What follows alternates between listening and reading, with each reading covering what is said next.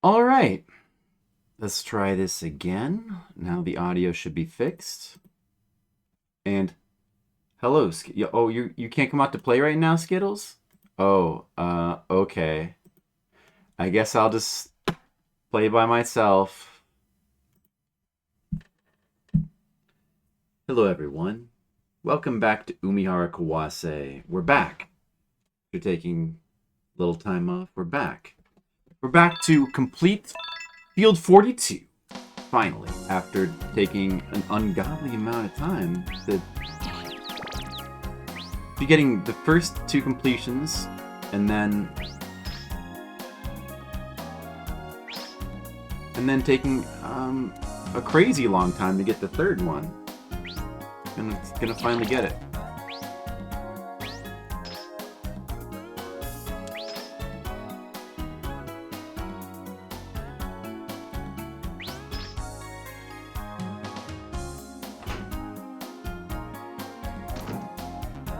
To completion! We've come back to... It's time for completion. Completion on this stream or your money back.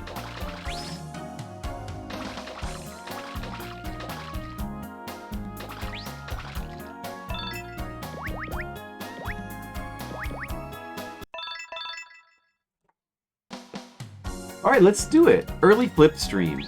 Hi, Mr. Leo. Sorry, Mr. Leo. Skittles' mom said he can't come out to play today. I hope you can come out to play. Don't tell anyone about the stream today. This is a secret stream. It's a secret. Only the true Flip fans are allowed to know about this secret afternoon Umihara stream. True fans like you guys.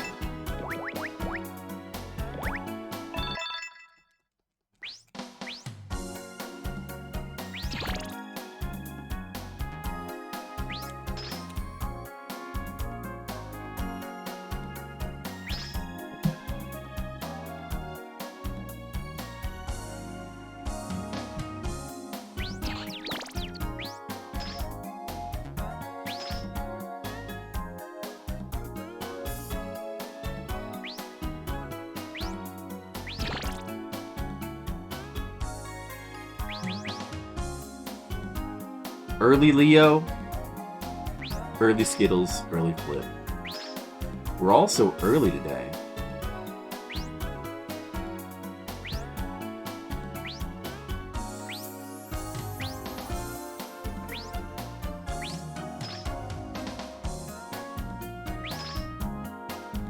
And we've talked about the music at length already. It sounds like a department store. Being dragged grocery shopping. Nobody likes that as a young kid. Unless, you know, you get to pick out cookies or something.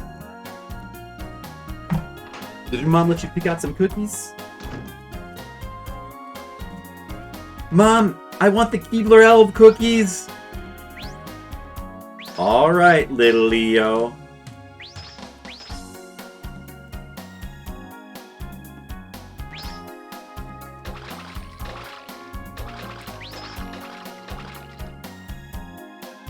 Solid block of meetings. Great, Skittles. Wow, solid block? How can there be so many meetings?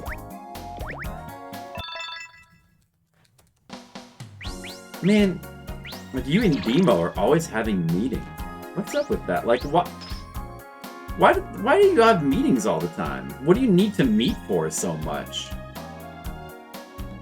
It kind of seems like in these companies that you guys work at, you do more meetings than actual work. Or maybe meetings are the work? Is the work just talking about work? Google Meet? It's all the same thing. Google Meet, Zoom, Facebook. It's all the same thing, isn't it?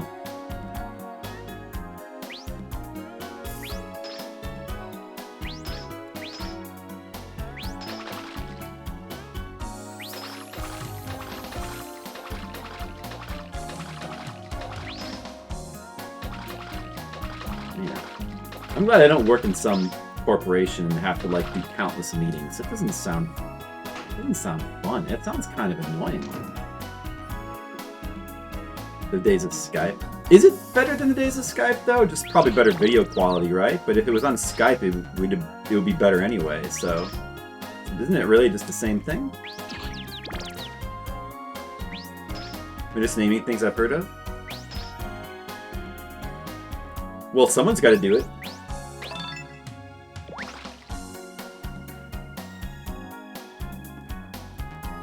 Oh, the app? Yeah. Better than naming things I haven't heard of.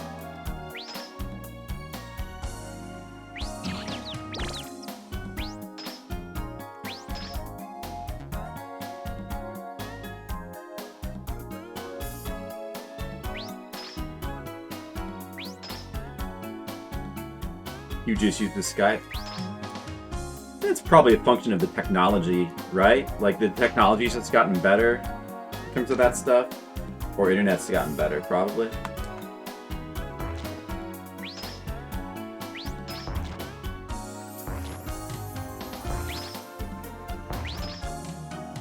Yeah, I remember using Skype video call once in a while. I don't know. I think technology's just gotten better, probably. Google Suite for everything. It's all the same anyway. It's all the same stuff, right? Seems the same. Seems identical.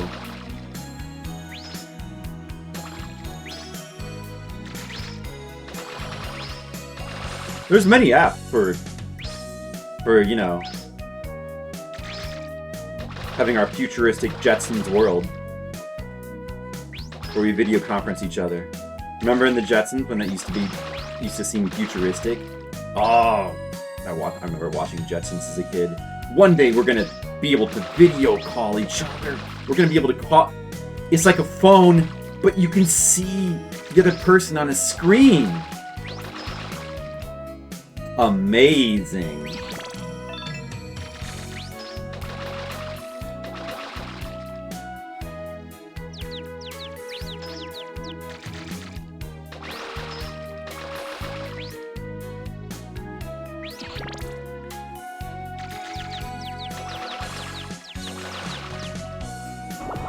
Yeah, we don't have. Well, we're getting. The AI is improving. We're getting to the robot maids. I mean, I think in Japan they have. Well, we have Roombas. That's kind of like a robot maid, but not as sexy. Unfortunately, but you know, we're getting there. Yeah, it's like a phone call if you have to wear clothes. I kind of miss talking on the phone to people.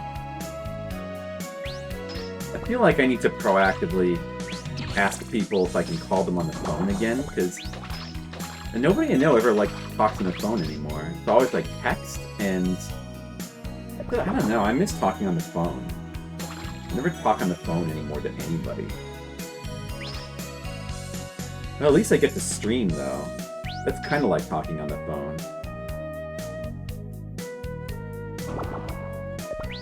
Ooh, first try. Look at that. Uh-oh.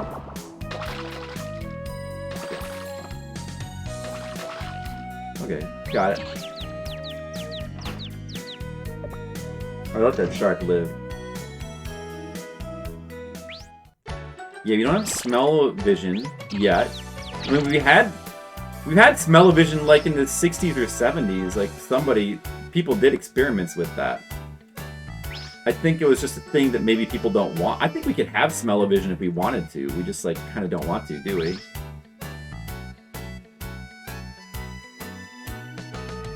Like, why would you?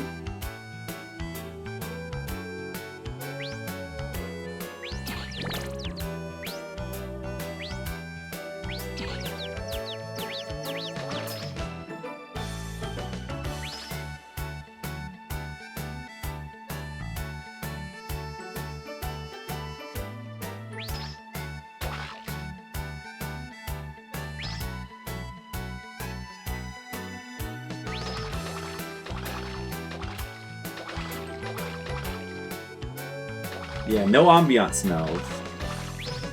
We don't have any ambient smells. Probably a lot of people consider that to be, like, progress, that we don't have that. Like, that's progress.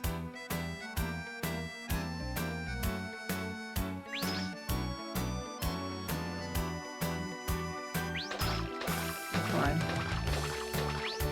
Oh, look at that. Nice flip up. Man, I've done this level so much now.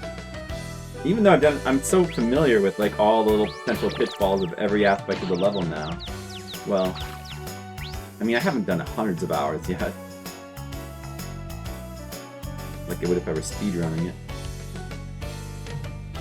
But still, I don't know, I've done it dozens of hours though. Maybe a dozen hours. My familiarity with the level has increased. It has leveled up. And yet,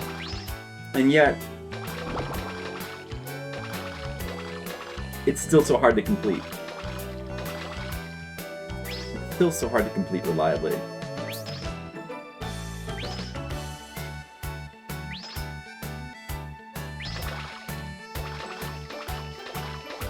You guys wish that, you know, on my streams you had an ambient smell?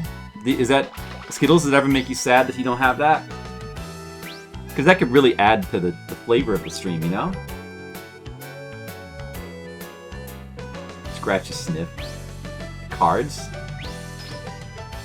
Yeah, vaguely remember that. Oh, I missed that twice in a row. That should be easy, that part. No, pineapples.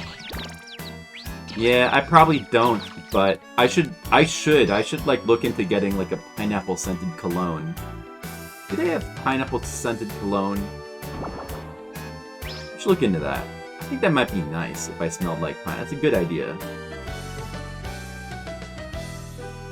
Mr. Leo has good ideas. Doesn't he?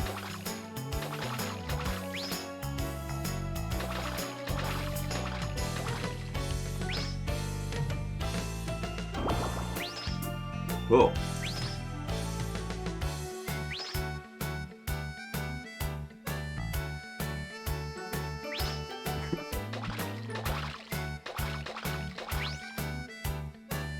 Flip pink is what makes it.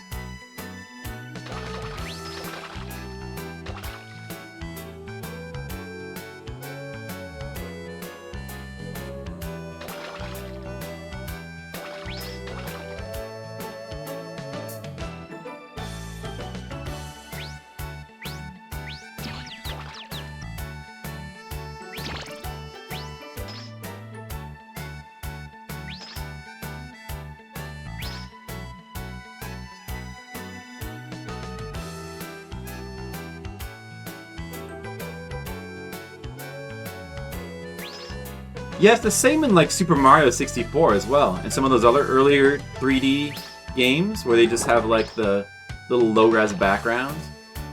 There is a weird charm to it. The low-res nature of it just kind of makes it like a blurry picture. I think there is something to that, just having like a little blurry picture as a background. Well, for one thing, there's actually good things about it. Like, oh, like if it were in more focus, I think it would. If the background was like a high-res background, it would kind of distract more. Like it being blurry, it's actually kind of good for the very basic way to make the image not distract from. There's other ways to do that, but it's a very basic way to make the image not distract from the foreground. And I don't know. It just kind of matches well too. Kind of matches, even though it doesn't. Yeah, I don't know. It just somehow just feels like it kind of goes together.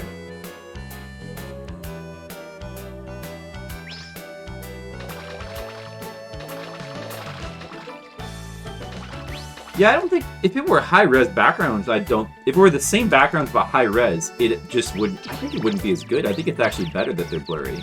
I think it works better.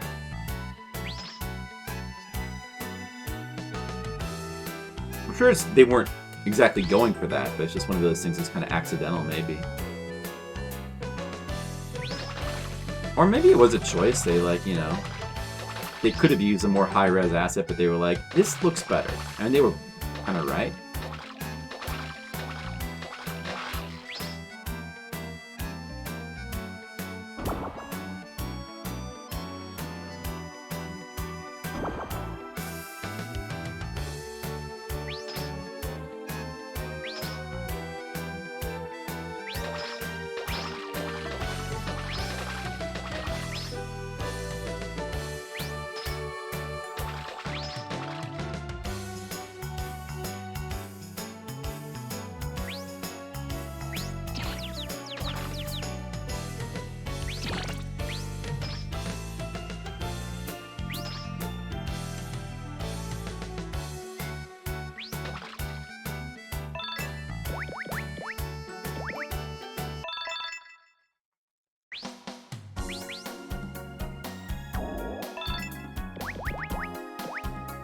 I was looking at chat.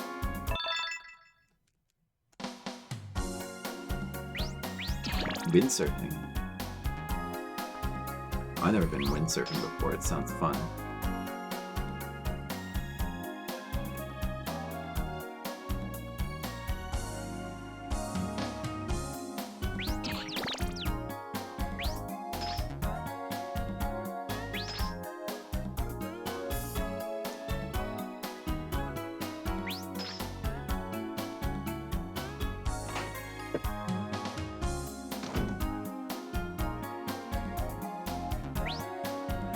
You have a stray cat. Help the cat. Yeah, just take her to the vet. Yeah, there you go. Good idea.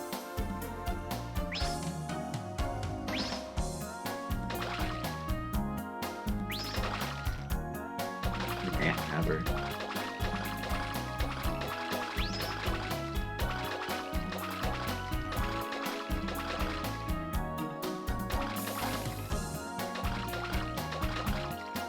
No cats for me, thanks. Comically friendly. I don't normally think of stray cats as being very friendly.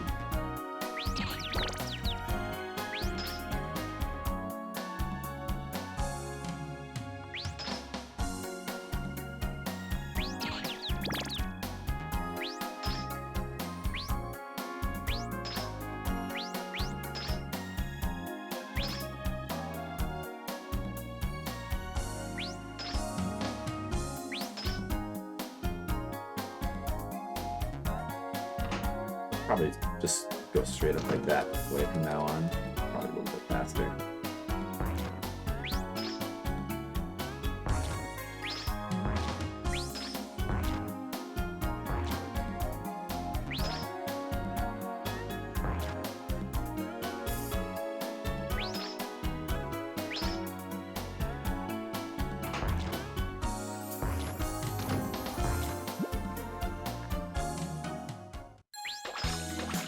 Comically friendly, just like Mr. Leo.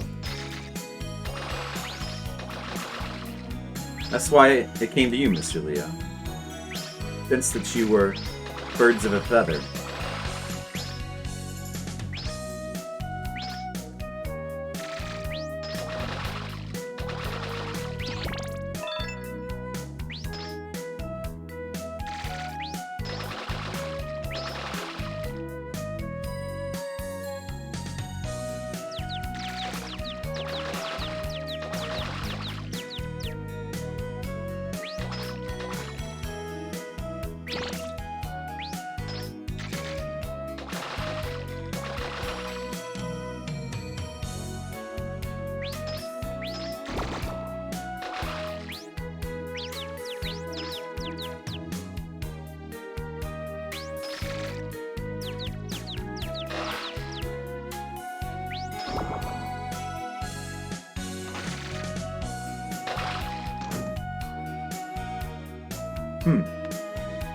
Well, let us know, Mr. Leo.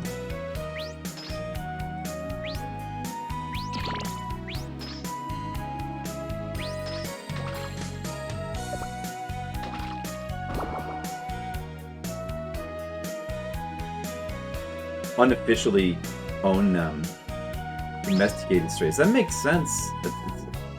I mean, you can see why, because then it sort of lets you have a cat, you know, vicariously without having to, like, really take responsibility for it, right?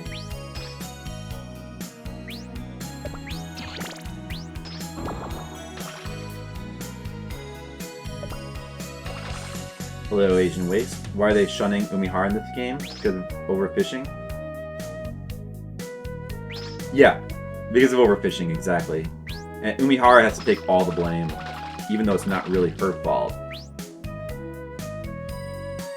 Umihara. Funny how we just call her Umihara.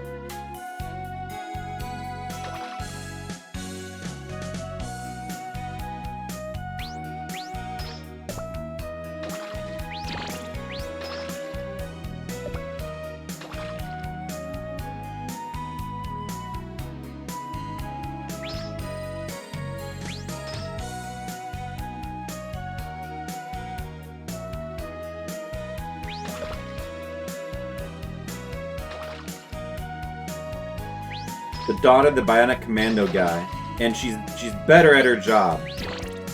She could probably absolutely destroy the Bionic Commando levels with her fishing line.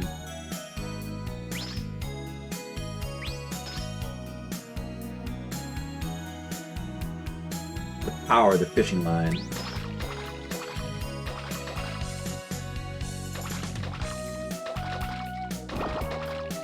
No, I don't think he was Super Joe. I think his mission was to save Super Joe.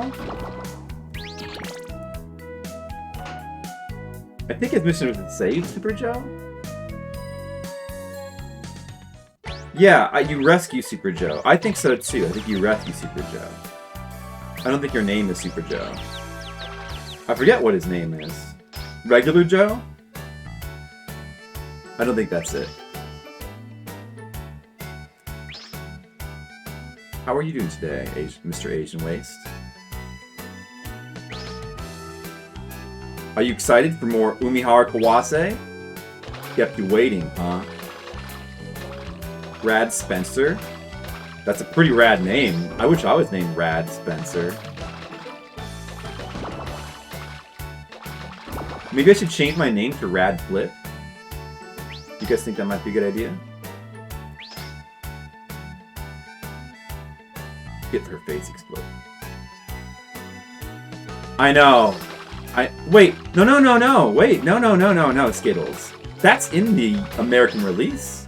That's one of the most classic examples of something crazy that they missed in the game that you'd think would be censored, but they must have just missed it. That's in the US version. I don't know what I'm sure they took out some stuff from the American version, but they didn't take that out. Oh yeah, he's not called Hitler in the American version though. He's called like, is he called Master D?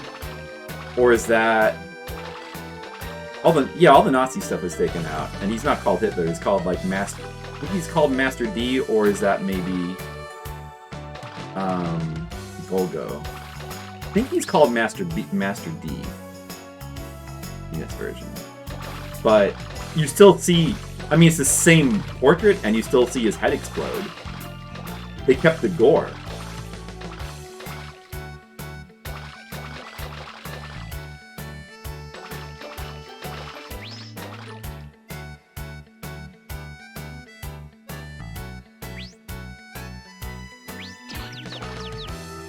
On the box art, yeah. There was like, there was some, I forget what it was, but there was some, Famicom strategy game where you can play as Hitler. I think you can choose which side to play on in the war.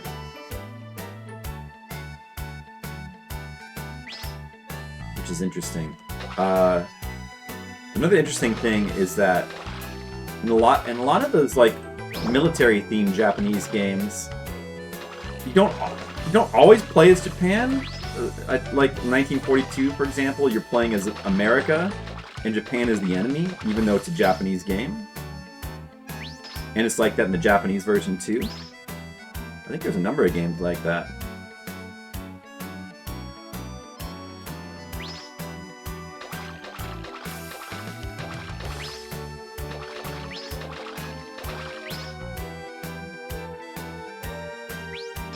Yeah, I don't know, this is kind of interesting. It's kind of just really interesting that they're so, you know, flexible. I mean, it's only a video game. It doesn't really matter. It's not like it doesn't make sense. It's just, it's cool that they're like, you know, there's a few games where there's, you know, there's enough games like that where they just don't care really that much.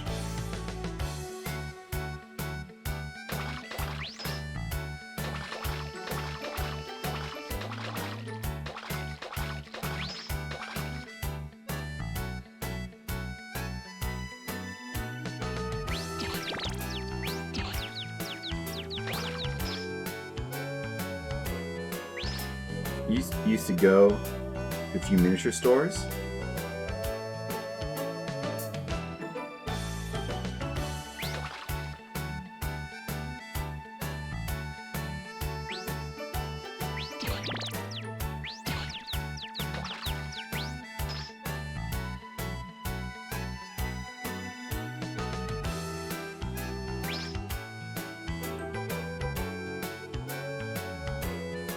I built a few miniatures when I was younger. Tried to get into it a little bit, but never really got super into that, building miniatures.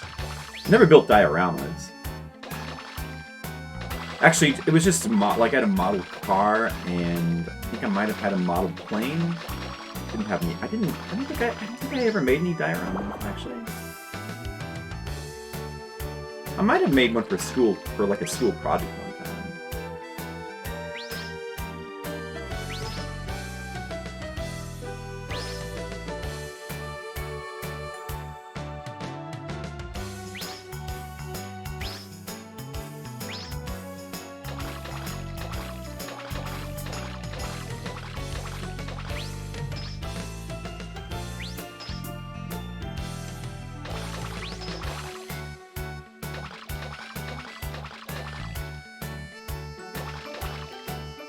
Abrams battle tank surrounded by Nazi forts.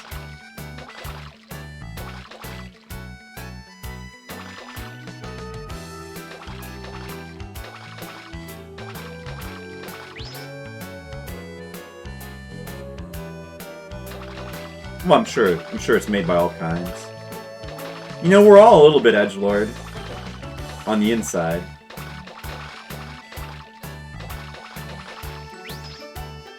Except for Skittles. He's totally normal.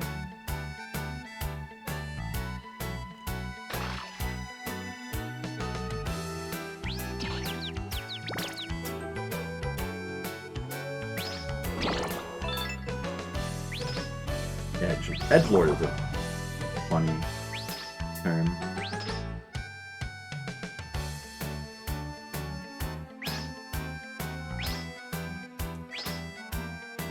I mean, actually, like, it should be cool to be an edgelord, because, like, it's got lord in the title. Who wouldn't want to be a lord? A lord of edge? Like, who wouldn't want to be a lord of edge? Edgelord sounds really good. Did I finish Yoshi's Street Adventure? No. I think I told you I was, like, when you were leaving, that was going to be my last attempt, or my last couple of attempts. And yeah, I didn't do it on those attempts. Let's see if I do this. This is way harder than that level. That Yoshi level is like a little baby level compared to this level.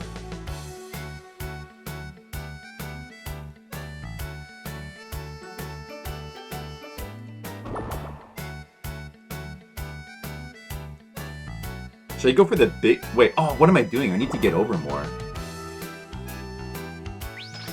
Okay, there we go. That's better position. Should I go for the big swing, or should I try to go up?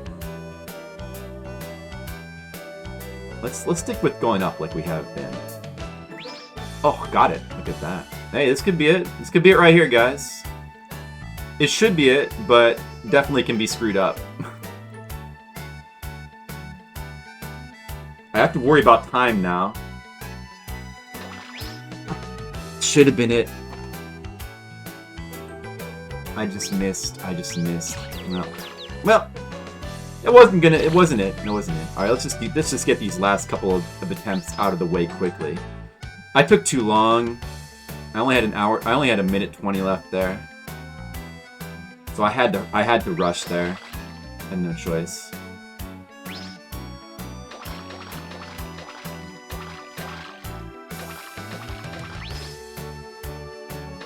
Oh, I've always thought that, like, harmonica is a cool instrument. I don't know about learning it myself. I was never really interested in learning an instrument. I was interested in art when I was, you know, a teenager, but I wasn't interested in, like, a musical instrument. I guess I figured, you know, my art was art and I didn't need music. But, yeah, I never really wanted to learn an instrument.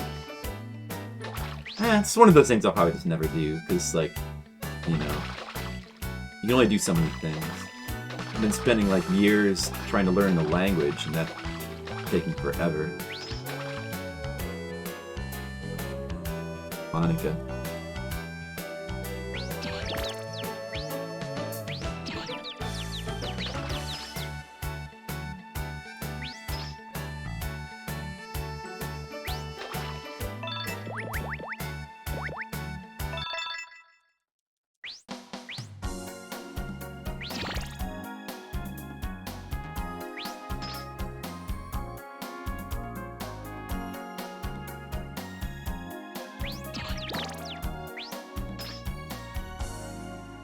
The first 2 times I completed that level, the first 2 times that I reached that door were the first 2 times that I reached that I reached that last part. They were the first 2 times I managed to do it, you know, on the first try both times. But since then I've, like, reached that final part a few times and messed it up.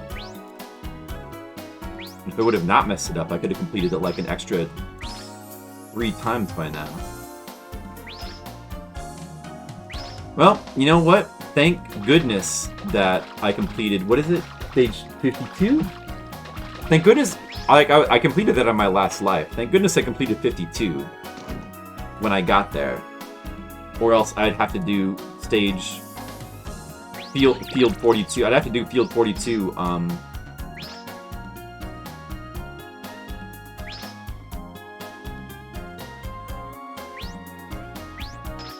like, I'd have to do it 2 more times right now instead of 1 more time. Imagine that. This, you know what, I don't know. Like, this should be consistent, but I'm not getting up there. This is taking longer. Plus, the fish is going to kill me sometimes. Nah, I better just go around the normal way. This is just better. I don't need to speedrun this, though.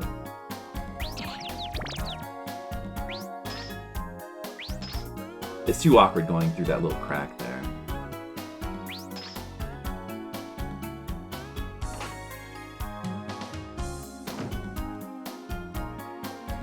$47. Okay, so yeah. Right, 47. I gotta take the door to 47. And then I got to, I gotta complete 56, 57, and 58. So, 56 to 50... Yeah, there's a door from 56 to 57, 57 to 58, and then you have to complete field 58 to get an ending there. So there's actually 4 more fields I have to complete. I've already completed 42, as you know, a couple times, but I have to complete it 1 more time to reach the field that I do need to complete. which doesn't seem that hard. To complete, after I complete 42, I've got to complete 51 on the other side. Doesn't seem that hard, but definitely could be screwed up, so hopefully, like, I was kind of lucky that, and I made a good decision, that when we completed 42 the second time, like, I happened to have a lot of lives, so I figured that was a good time to go the hardest route. And it worked out, because I managed to complete it, like, using all of those lives. At least that was a good decision.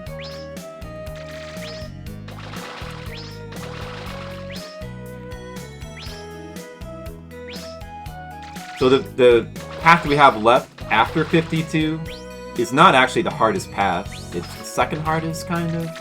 Because all we have to do is complete that one field, like 51 on the left side instead of the right side, and then that's it. The other path, you have to complete 51 on the right side, and then you have to do a fairly tricky field after that. And that field's actually the hard part of that path. That's...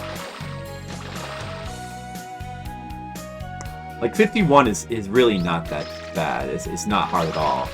I could see maybe, like, screwing it up a couple times if I'm careless or unlucky. But I prefer to have lives for it, but... like, it wouldn't feel good getting to it with no lives. But in theory, it shouldn't really be that hard to do on first try anyway. Oh, did I disconnect? Oh, okay, whatever.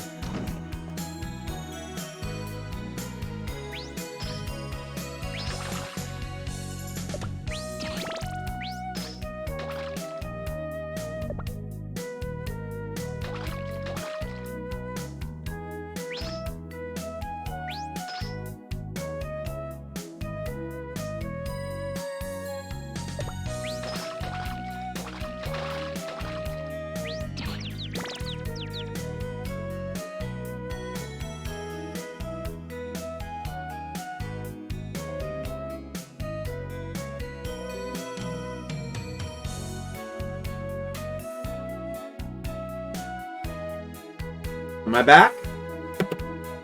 Alright guys, I made it back to here. I made it here on first try. 9 lives. I think this is the 3rd time I've made it to this door on the first try. Maybe the 4th?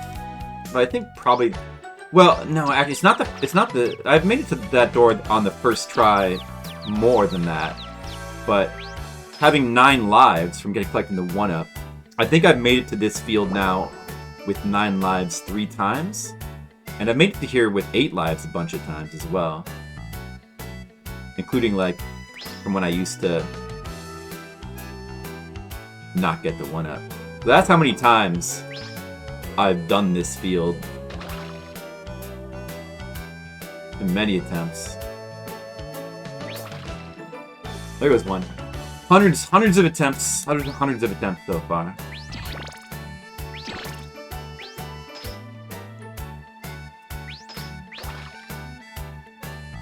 Okay, enjoy your meeting, Skittles.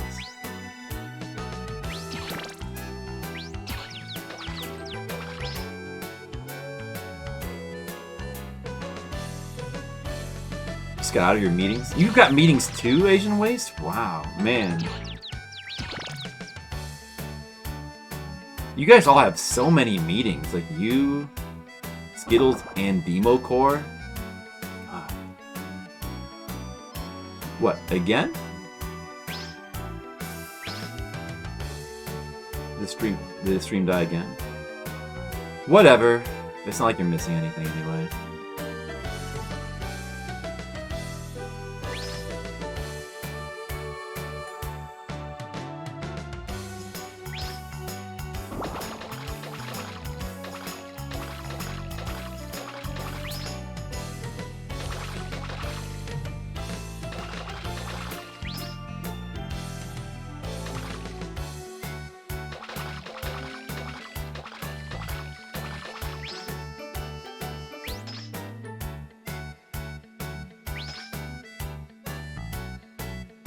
Don't worry, you didn't miss a thing.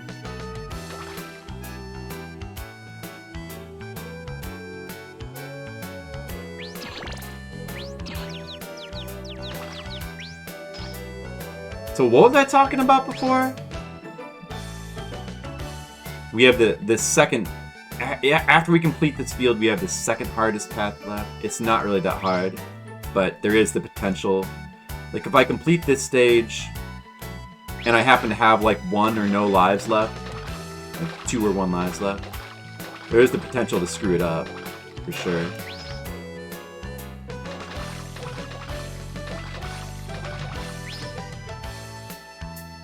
Black screen.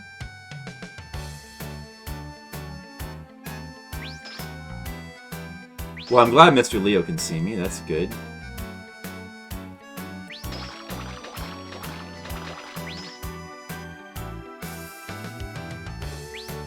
You have sound? Well, at least you can hear... Okay, so right now, Asian Waste, I am about to swing up to the ice blocks. Here we go. I'm going to give you the play-by-play. Got it? I got the first step, Asian Waste. I got the first step. Alright. Got an attempt going, Asian Waste. Going for it. I got the second step. I got the second step, Asian Waste. Alright, I'm swinging back and forth now. I'm going to go for the difficult, tricky, third blue step now. NZ Snake, what's up? Where do I know you from again? I just saw you like the other day. Was that in... Ramene's stream, right? Ramene, I think? He was playing a snake game. Oh, you got your video back? Okay, no more play-by-play, that's it. Oh, there's Brigand stream. Oh, it's Brigand stream. Right. That Brigand guy, he streams. He still streams. Remember him? Actually, he was here a little bit when we were playing, what was it, the Minish Cap.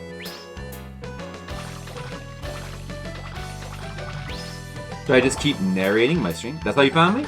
Nice. Well, that's good. And how are you doing, NZ Snake? Do you like Umihara Kawase content? Do you like Girl with the Grappling Hook content? I think it's pretty good.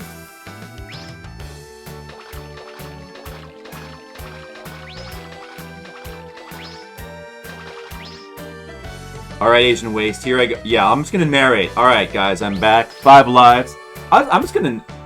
Yeah, it's a girl. It's a girl, NZ.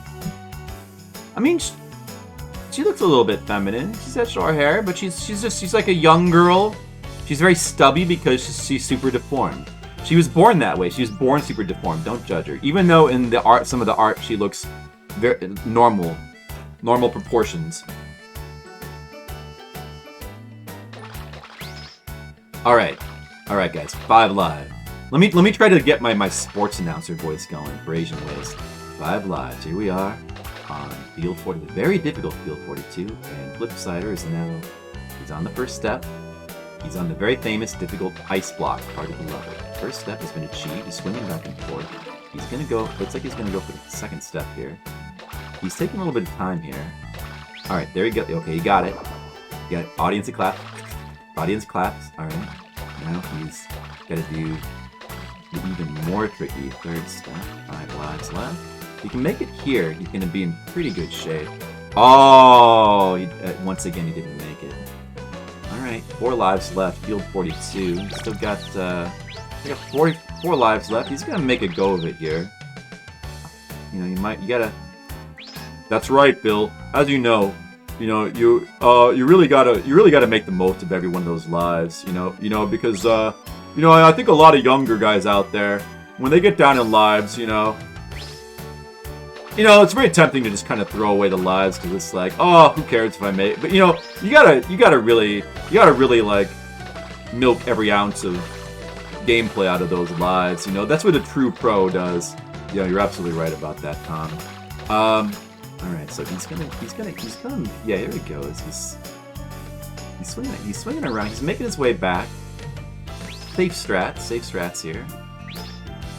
course, as you know, it's never completely safe in Umihara Kawase. You know, it doesn't really matter what you do. When you're dangling over a pit, there's always a chance you could fall. That's right, Bill. Oh wow, he almost missed it there. He almost missed it there. That was a close one, but he got it. You know. Yeah, that was an exciting ledge grab. That was exciting. What's your name again, Bill? That was an exciting ledge grab. All right, here he goes again, back at the ice blocks. 4 lives, and he's gonna go for it here. And swing and a hit. All right, you got the first step. All right, you got the first step.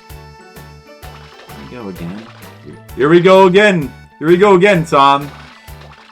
With these difficult steps. All right, looks like he's just gonna go for it here. Let's see what happens. Oh, he missed it. He missed the second step. Deja vu. And 3 lives left. Field 42. He screwed up there. Once again, the jump input was eaten by the conveyor belt. Oh, it happened twice in a row there. Wow. The jump, man, you really gotta watch yourself on that little slanted piece of conveyor belt. You know, so many young up-and-comers over the years have had their lives snuffed out by that little piece of angled conveyor belt. And you hate to see it. You hate to see it. Oh, he swung right into the snail. That was a snail death. Yeah, he really got snailed there, Bill. Last life here on field 42. Looks like we're going to be starting over in this attempt, as usual. Well, maybe we're going to get lucky here. Let's see what happens.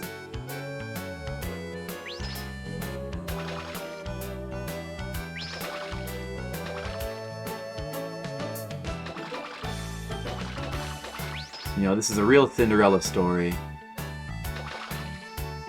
This young kid, out of nowhere, about to become the Umihara Kawase champion. Cinderella story.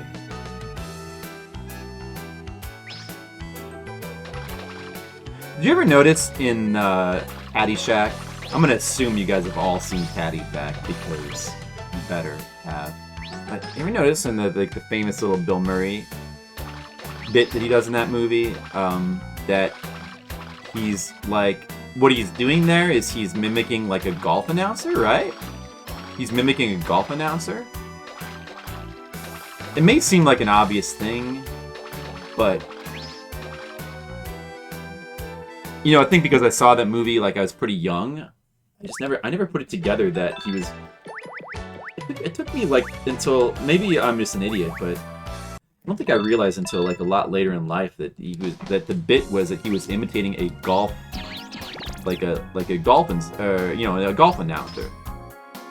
That's the bit that he was doing there. I guess when I was younger, I just figured, well, he's just crazy Bill Murray. He's a crazy character. And he's just talking to himself, and he's just saying weird stuff. And he's talking to himself, and it's just funny.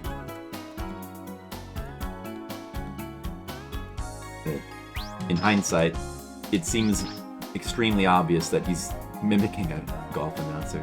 It's still pretty funny either way.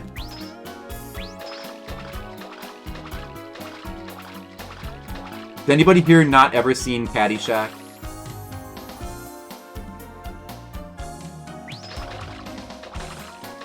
Because you should see it. You should see all the classic Bill Murray comedies. Caddyshack, let's see. You probably would have seen Caddyshack. You probably would have seen... I mean, Ghostbusters would probably be the one you would have all seen. Maybe there's somebody in here who hasn't seen Ghostbusters and is just too ashamed to admit it. You should see it then. Like, don't be ashamed. Just see it. Just correct your mistake. You have to see Ghostbusters. Like, probably one of the great American comedies, if not the greatest. But then you should also see Caddyshack, if you haven't seen that, because that movie is still extremely good and funny.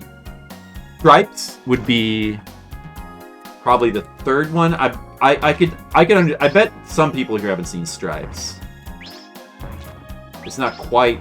It's still that would be like the third tier. right? What About Bob? What About Bob's not like that's not a classic Bill Murray comedy. It's not one of the like the classic ones from the 80s. I think that was early 90s. Kind of don't put that in the same category, but that's, I mean, it's a good one. That's a good one. Pretty funny. Richard Dreyfuss is very funny in that too. And then, but like for the classic Bill Murray comedy, and there's also like Scrooge. Scrooge is 90s as well. That's really good.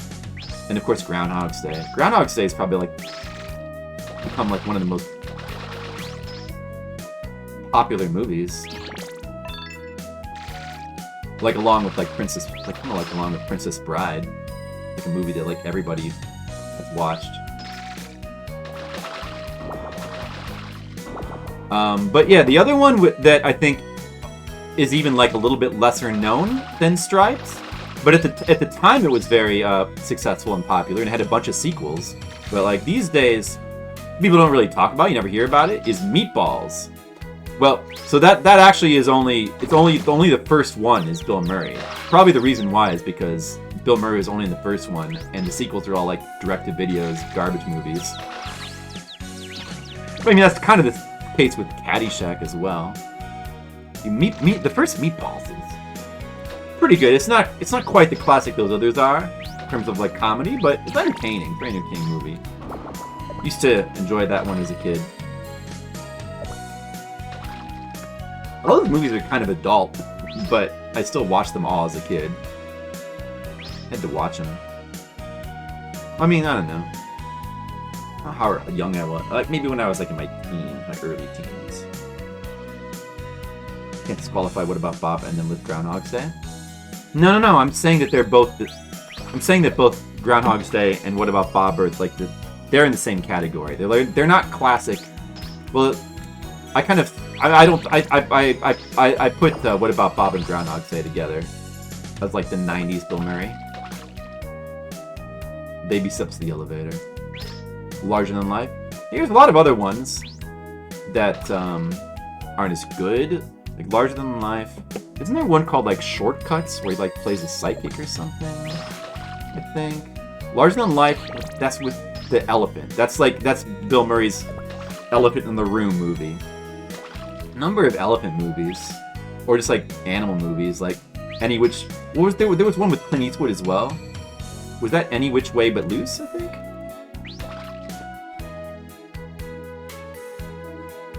But you know, I've never seen that actually. I've never seen the elephant movie. I should see it.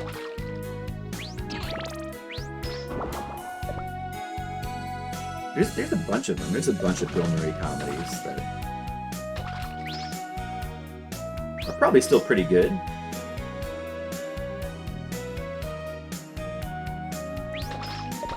Let me see. What's some other Bill Murray comedies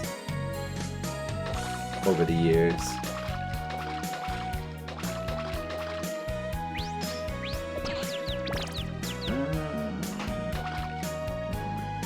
He's in Ed Wood. It's not really a Bill Murray vehicle, but yeah, he's in Ed Wood. I mean, later in life, he became more like this, like a kind of a funny character actor. Like he was in a lot of what's that one filmmaker? Wes Anderson movies. A lot of Wes Anderson movies. He's really good in all of them.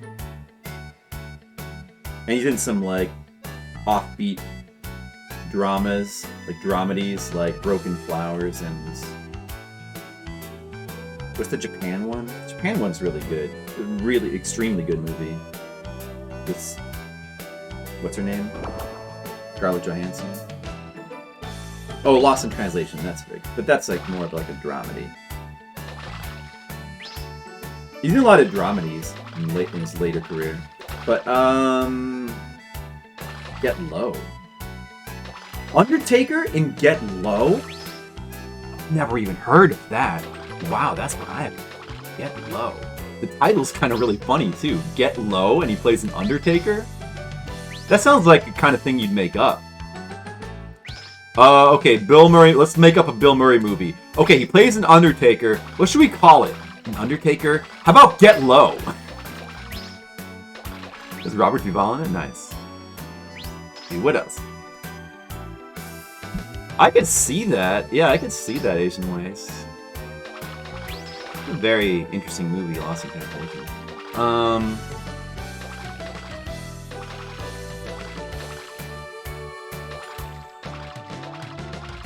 Remember when Hollywood used to make really good movies like Lost in Translation? That was great. Oh, nice. Right up here. Let's see. I'm gonna put this Bill Murray punk on hold while I try to execute the rest, since we're like, alright, we made it past the third set pretty far now. Got a good chance, maybe. We still gotta get past this swing, though.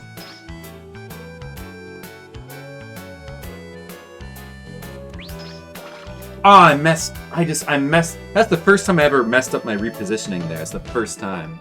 I guess I just shot it a little late there.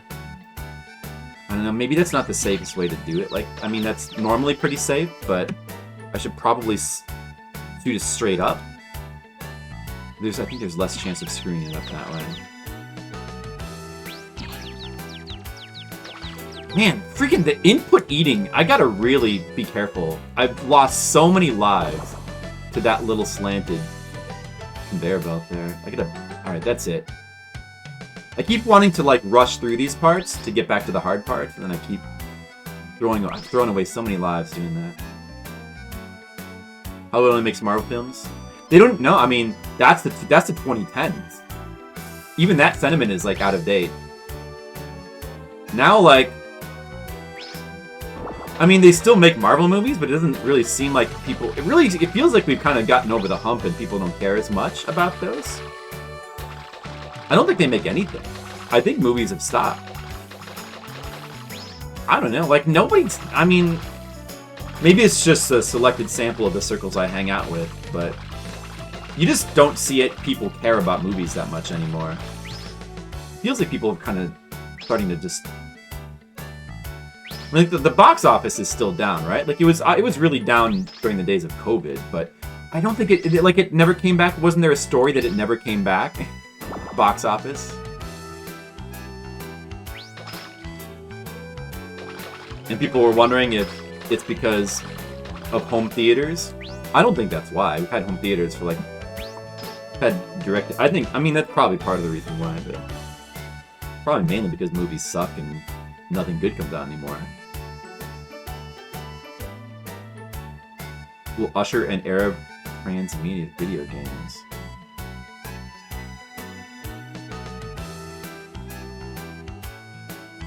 I don't know what that means.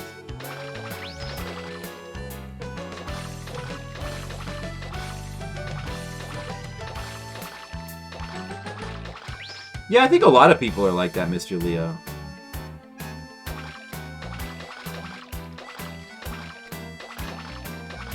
Flipside movie would be good.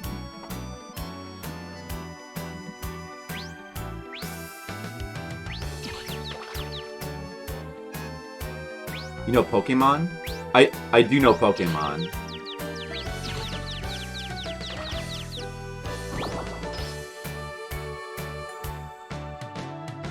I do know, yes, I'm aware of all that stuff, yeah. Shitty adaptations.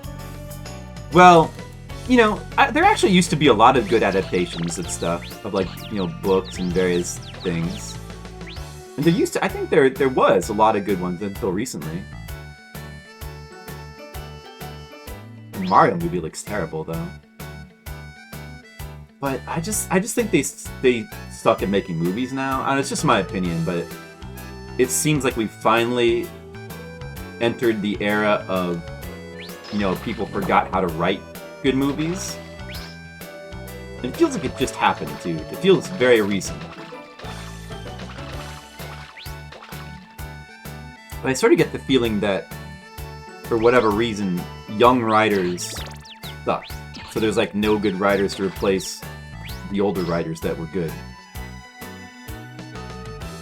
And it's just now catching up with us or something. I don't know, I don't know. This is my opinion. I mean, some people... I'm more negative than some people. Some people still like little things here and there.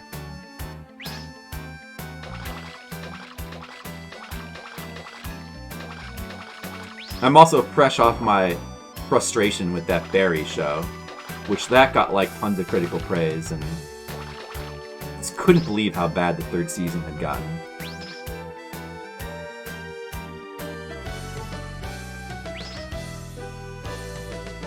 But I don't know. I see little bits and pieces of like things here from like my parents watch, and it all just seems really bad for me.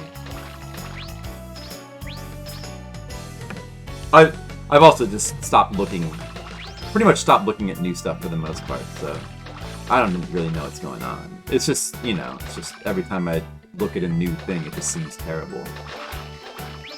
Lord of the Well, Agent Waste has got a whole take on it. Just because someone made an adaptation of a video game and it was considered good? Yeah, I have what, you talking about like that Last of Us? So people like that, huh? I have a feeling that I would hate that. I even think that the story in the video game is kind of overrated. Although, I watched a playthrough of it. And it didn't seem that good, but I did think that the ending was pretty good, at least. Or it was pretty interesting. I thought it was pretty... I thought the story seemed... The game seems kind of boring, but it seemed not bad. But it only seems overrated because like people act like it's like the second coming, I guess. And I thought that there were a lot of parts in the game that I thought just seemed kind of really hackneyed or just uninteresting, kind of bland. Cite MCU as the main inspiration. Wait, what? Oh, with video games? Lord of the Rings failure already? Universal's Dark World failure? Well, there's a lot of failures for sure.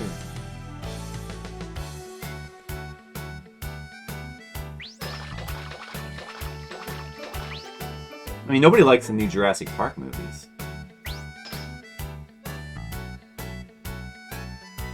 I don't know what Universal's Dark World is. I don't know. I have no idea what that is. Embrace campiness. That's one thing they could do. I would still like it if they had... I would still like it if, someday somebody could figure out a way for movies to have good music again. If they could go back to, like, melody-focused, themes for movies. Which I don't understand. How they cannot... Nobody can... I mean, people have talked about it. Like the Thor, The Dark World.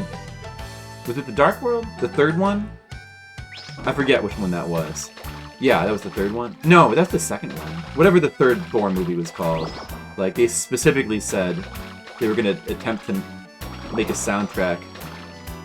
They were going to put more attention to it. But it's still, like, it got so much praise for the soundtrack.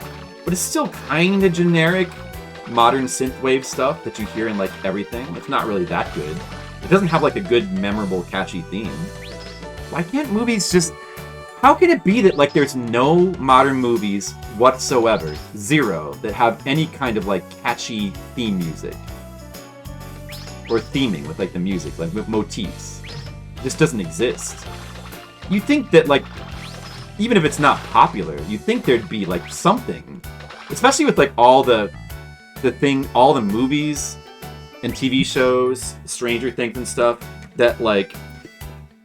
claim to draw inspiration from 80s stuff, and then none of them do what was so popular in the 80s. With like there was synthwave in the 80s, for sure, but it wasn't all like synthwave. Like 80s wasn't wall-to-wall synthwave. There was like tons of like I feel like when you think of 80s music and soundtracks, you think of John Williams and stuff like that. You think of like very memorable themes. Sorry to get off on a little bit of a rant. Anyway. Yeah, break the campiness. Yeah, I still like the Batman movies that Nolan did. I think the dark and edgy could be fine too. You want to have a variety. It doesn't have to all be too... I don't know. To me, that's not even really the issue, per se.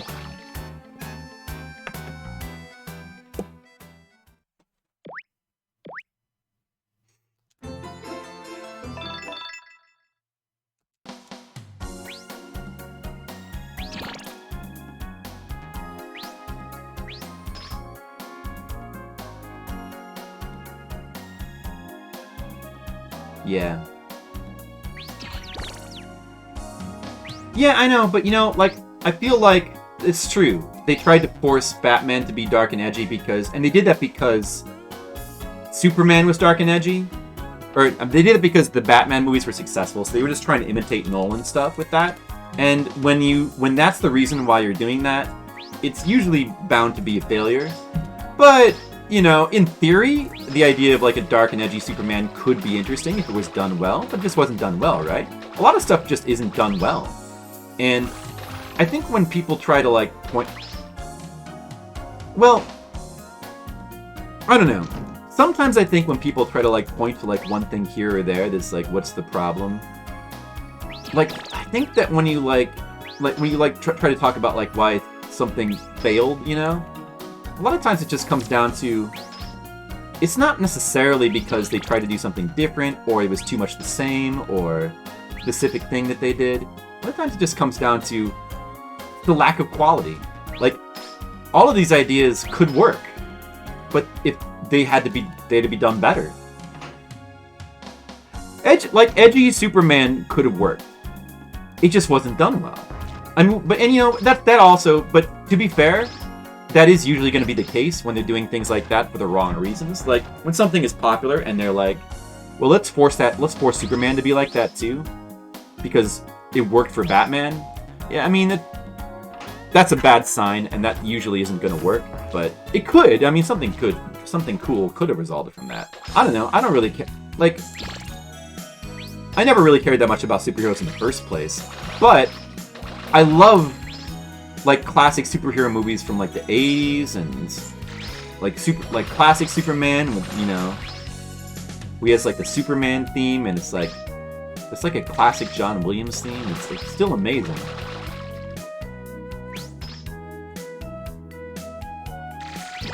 I still remember like when I went to see Superman Returns in the theater, which is like in the 2000s, I think, which is the first time, I think it was the first time they were attempting to make a Superman movie after the Keanu Reeves. It had been, not Keanu Reeves, Christopher Reeves. It had been a while. But yeah, it was Superman Returns. I think I had Kevin Spacey was playing Lex Luthor, and it wasn't like not very good movie, but I do remember like they brought back the classic theme, and I remember just like the feeling of like awe, and it felt like the whole audience felt it too. Like everybody clapping at the theme music, you know. You never get that today. Like, if they made another Avengers movie, like, after 20 years, and they brought back the classic Avengers theme, nobody would clap for the Avengers theme. I don't think. You know? Is there a movie theme, like a theme music, a theme song, from, like, the last 20 years that anybody would clap for? I don't believe so. Because just things have changed. The role of music in movies has changed, kinda. As much as they want to, like... People like Danny Elfman will say in interviews, like, yeah, you know, I don't agree with this whole, good soundtracks shouldn't be noticed, you know? When I was a kid, I always noticed good soundtracks. So I don't agree with this whole the idea now, this modern idea that good soundtracks, they do their job only if you don't notice them. But then, you know, his music sucks in modern movies, so they can say whatever they want. It's like they've all forgotten. I mean, also, like, artists tend to lose their touch. It happens with a lot of artists as well, so Danny Elfman's just probably past his prime. The Witcher. Season 2 on. Zack Snyder's only good at visuals. It happened with Spider-Man Far From Home. People clapped when the Raimi Spider-Man theme played. when Toby appeared on the screen. That's interesting, because I do not remember the Raimi Spider-Man. That's one I don't remember. Like, that one to me never seemed good. That's interesting, though. Are you sure that they were clapping for the theme music and not just for, like, Toby, though? Because I think that would be more for Toby reappearing. Because people associate him with, like, the best Spider-Man movies. And not his theme music. I never really thought that... I do really like those movies, the Raimi Spider-Man movies, but I never thought that... I never thought that the music in them was that good. Like, that's kind of... That's getting into the hack Elfman years, to me. Like a Raimi Spider-Man. What is the theme music from, like, Spider-Man, the Raimi Spider-Man movies? They're really good movies, but what is the theme music? What was it? Did it have a melody? I don't remember it at all. I feel like that was from the era of Elfman, where, like, all of his stuff kind of sounded like this. It all sounded like the theme music for Pee-wee Herman's Big Adventure, like, put through a meat grinder. It's got a few key melodies. Like Spider-Man, and then, like, Planet of the Apes movie, and the remake of Charlie and the Chocolate Factory. They all kind of have the exact same theme music.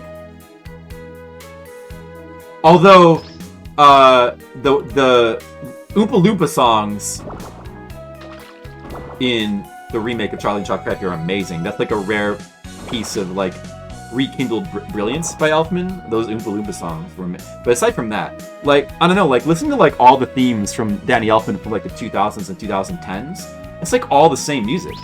It's like all this It all sounds like somebody took the theme music from A Nightmare Before Christmas and then copied it in a copy machine, and then copied it again, and then copied it again, like a third time, and then that's the music. To me, I don't know, like, I just feel like Elfman has not been good in a long time. I'm a noted critic of Elfman, of Danny Elfman, of post-90s Danny Elfman. I just think he has not been good in a long time. Like, go back and, like, look at his classic stuff. Obviously, like, Pee-wee Herman and Beetlejuice, some of his classic themes. And then he did the theme music for, like, Batman and The Simpsons. Look at all those themes. Listen to all those themes. Now compare that to, like, the watered-down shit he did post-2000s. Is there anything that could even touch that former category? Is there? Not the Spider-Man theme. No way, the Spider-Man theme. No way. I feel like this. We should listen to it, maybe. Let's listen to it right now. Except I don't know how I turn the music down in this. Yeah, we can turn the music down. We can turn the music down. It's kind of annoying to do this, but... Wait, will I get... I'll get muted for that? Maybe we can just, like, hear a little bit of it, though. Let's just listen to, like, a little bit of it real quick. Let's just listen to, like, a little bit. Just a little snippet of it. Like the first Spider-Man theme.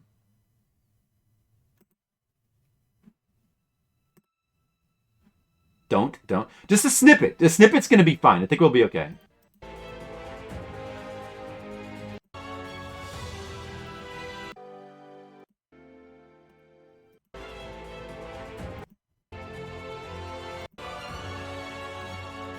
See? That is garbage. It's bland Wait, is that the actual theme from, like, the credits, though? Epic I like how the description says epic orchestral suite. Yeah, see, that sounds exactly like the direction that modern movies went with music. It's like everything tries hard to sound epic while having no melody whatsoever, and it results kind of in everything being really generic. Main title, that's probably the one that you're more thinking of, though, I bet. I think this is the same music.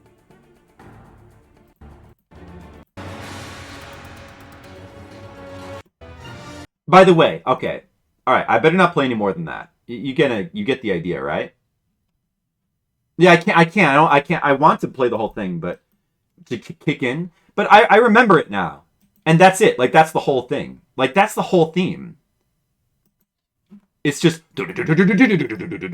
I was at the right track. No, I think they're both like one is like the theme music from in the movie, and one is like the title. But it's like the same theme, just like a little bit different. And letting you two notes kick in. I don't know. I don't remember those. There's. I couldn't sing. I don't remember it. I couldn't sing it. Even like listening to it just now, I can't remember it. So how memorable could it be? It sounds exactly like all of his other shit. Like, okay, I kind of remember, like, go back and listen to like the theme for like Charlie and the Chocolate Factory, because that's the exact same music. Like, that's just like dun dun dun dun dun dun dun dun dun dun dun dun dun dun dun with like the chanting. Oh, oh, oh, oh. That's every Danny Elfman's piece of music. Post 2000. And so the Spider-Man is just like, dude, what is the part I'm missing? No, I don't know. I don't. Okay, it's just my opinion. I don't like that. I don't like that music. To me, like I don't like that. The melody. It just doesn't. I don't think it has a melody though. I don't hear a melody. I mean, maybe there's not a. It's not a melody. You were singing the beat. There's no melody though. To the song, I remember the song. I kind of vaguely remember it from listening to that. I just don't think there's a melody in that song anywhere.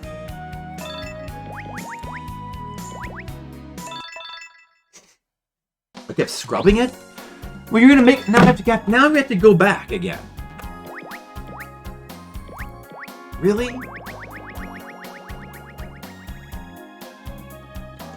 Whoops. 2 or 3 key melodies? Where are they?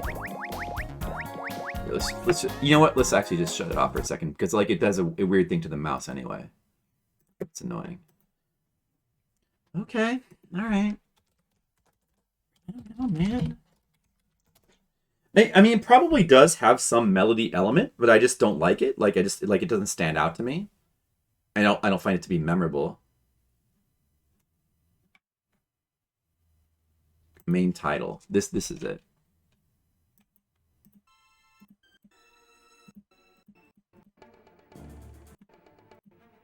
But we have to be careful to not. We have to kind of do this. We have to kind of rapidly, and I'll talk over it and kind of. Where the fuck is it? Do do do do. I'm just gonna have to get the stream modded now. I'm gonna have to get it muted now. Where is it? What? Where? Okay, so did I pass it already? Did I pass it? I remember the train scene, yeah. From 2? Is that from 2? Just check it later. I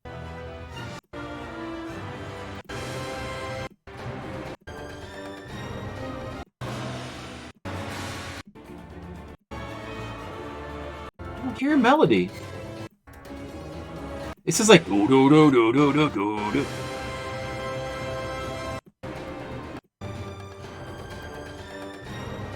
Do do do do. Is that it?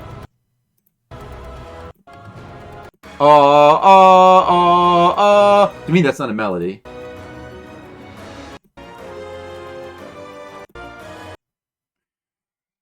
It's hard to find. It's hard to find the melody in there. I don't know. I just don't like that piece of music. Like, even if there's a melody in there I'm missing, I don't think I like that piece of music, personally. Sorry. I apologize. I apologize for not liking that. And not being able to detect a strong melody. There probably is some kind of melody component to that I'm missing, but... And it's hard to hear it because I'm not letting it play, but... Also, it's just like, it's obviously, like, it's clearly not a melody-focused song, you know? Like, for the record, what I want is, like, melody-focused pieces of music, where there's, like, a strong melody and it's the main focus of the song. and that is not it. That's not that. Yeah, it's not melody focused at all. It is focused on sounding epic. It's focused on doing the modern thing, which is to sound as epic as possible. Burr, burr, burr, burr, burr, burr, you know.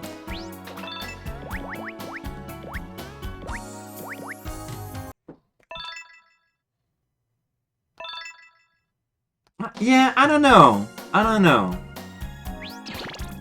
If you say so, I find that hard to believe, but if you say so. I don't know, I might recognize that. I don't know, do you agree with me though that like Elfman, his best days were the 80s, I think? The 80s and like maybe early 90s? Because I think early 90s was Batman. Like, what's his best? All his best stuff is in the 80s and the early 90s for sure, right? Like Spider-Man, you don't think that's one of his best themes, right? The only thing I really, really like from him is the Oompa Loompa songs. Like post 2000 thing.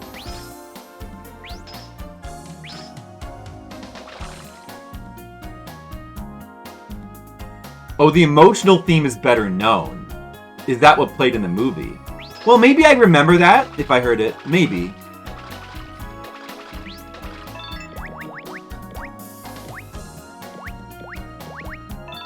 Emotional theme. Maybe. Yeah, I don't know. I feel like the whole trend of movie soundtracks kind of... The trend of movie soundtracks getting worse and worse, I feel like it started in the 90s, actually. There's still, like, a lot of good movie music in the 90s, and even in, like, the early 2000s, there's some good stuff. Like, I really love... Like, off the top of my head, I really love the Donnie Darko soundtrack. And not the... I'm talking about the score, not the soundtrack. Actually, Donnie Darko is a good soundtrack as well, but the musical score that was composed. Not songs that they picked out for the movie.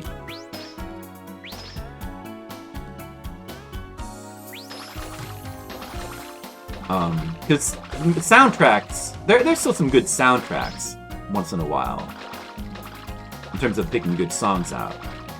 But I think that good scores are kind of a dying art.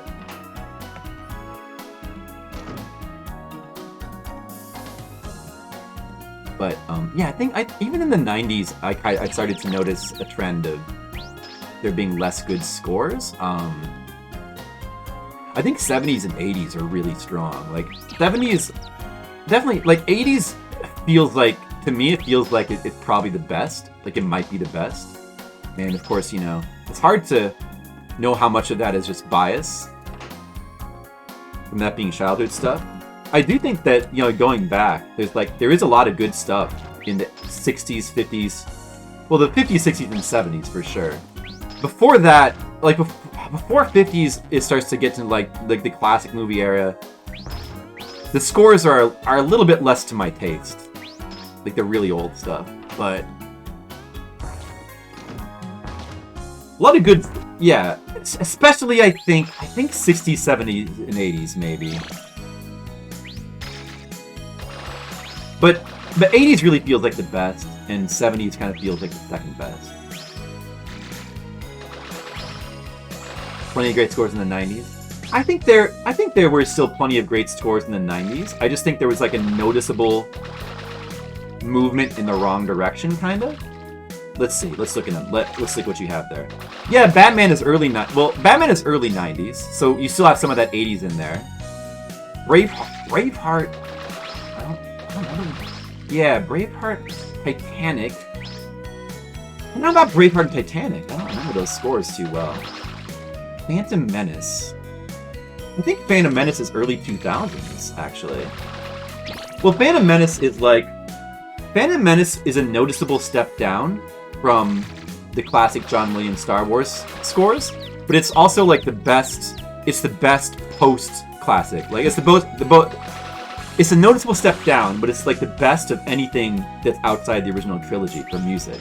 because that movie still had like original music in it that people still remember and like made an impression on people. And it feels like that's the last Star Wars movie that had music that like made a big impression on people.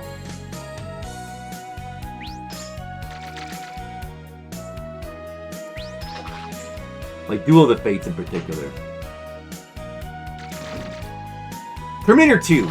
I definitely agree with Terminator 2.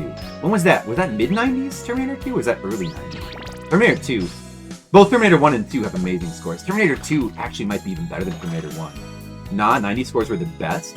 Yeah, Jurassic Park. Well, Jurassic Park, might that be John Williams' best score in the 90s? It might be. He still had some good ones in the 90s. He was kind of winding down a little bit. I still think that, I don't know, I don't see how you can say that the 90s were the best when, like, I mean, look at John Williams. Like, yeah, Jurassic Park is awesome. That's an awesome score. But his best stuff is still in the 80s, right? And there's more of them. Phantom Menace was 90s? It must have been really late 90s, right? Was it like 99? I feel like it was right around the 2000, the begin. I feel like it maybe was late 90s. I associate those the prequel Star Wars with early 2000s, but I think that's because as a whole the trilogy came out like around the early like as a whole I think maybe the second two came out early 2000s, right?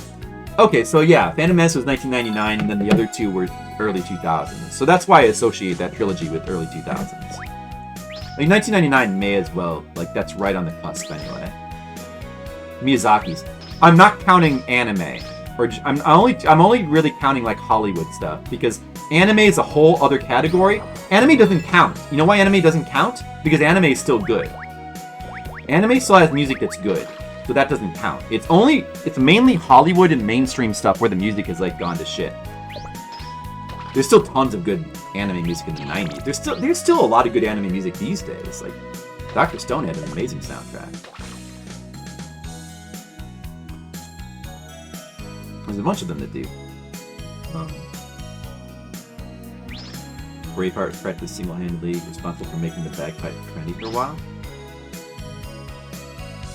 I don't know. I don't remember the music from Braveheart though. But maybe when I heard it, maybe when I would hear it, I would remember it. Braveheart. Yeah. I don't know. Braveheart was a movie that it was a good movie and it was a popular movie. Like a lot of people, they had a lot of quotable lines, and it was a popular, fun war movie with like beheadings. That was the thing that I remember that people liked about it. But I never remember anybody talking about the music of Braveheart. Schindler's List. And that's I believe that's John Williams as well, right? I've only seen that movie like one time, and it was a long time ago. I don't remember the music from Schindler's List. But I don't doubt that it was good, though. I'll have to see it again. It's been too long. Yeah, no, I mean, you can... I'm sure you can name... I mean, I'll do it. Let me... I'm sure there's... I'm not saying... Like, I'm not saying that, like, good music stopped in the 90s. I'm saying there was a downward trend. Like, the 90s had a lot of good music, but not as much as the 80s. It didn't have as many, like, mega classic themes. And overall, I just think music wasn't quite as good in the 90s. A little bit more blandness kind of creeping in the 90s. But there's a lot, like Bram Stoker's Dracula, Silence of the Lambs. I don't remember. I vaguely remember the music from Silence of the Lambs, but like I can't place the themes in my head. Let me see, what is some?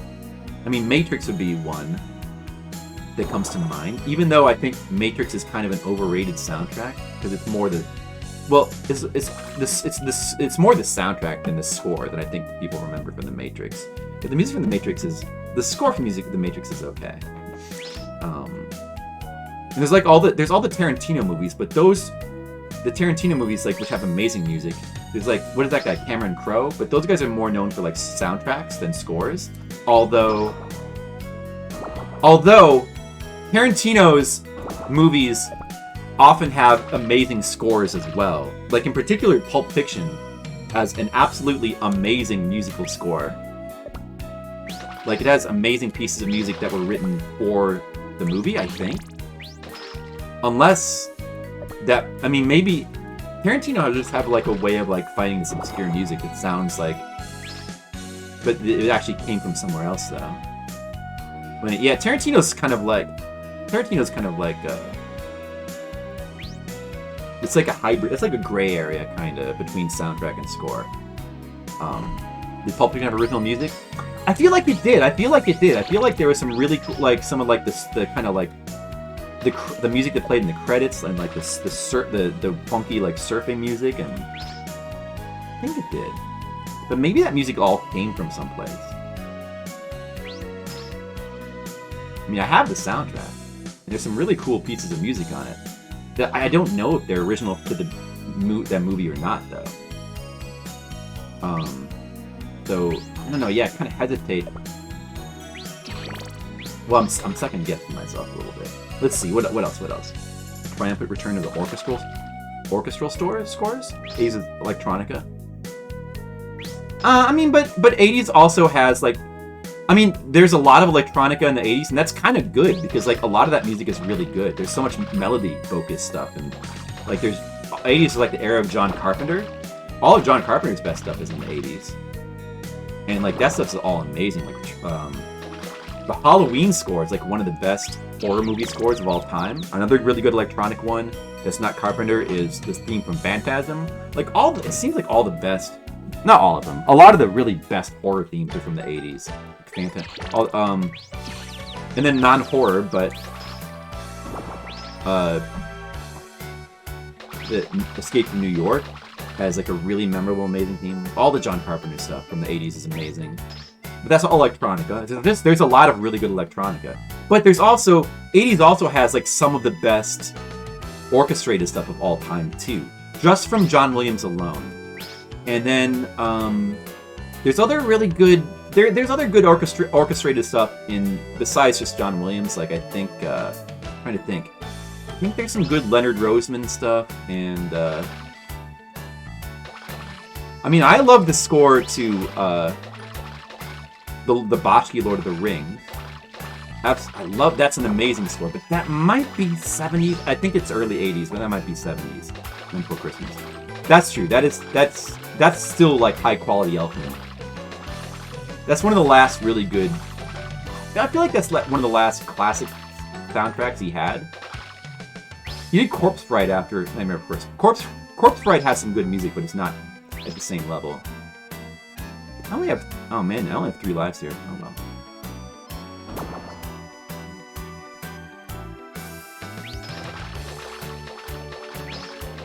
I think I've been failing at that previous state. I've been failing a lot. I'm not talking too much. Oh, whatever.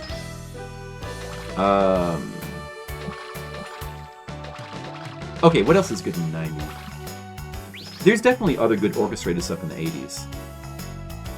Like a lot of, like if you look at some of the comedies from the 80s, a lot of them have good music as well.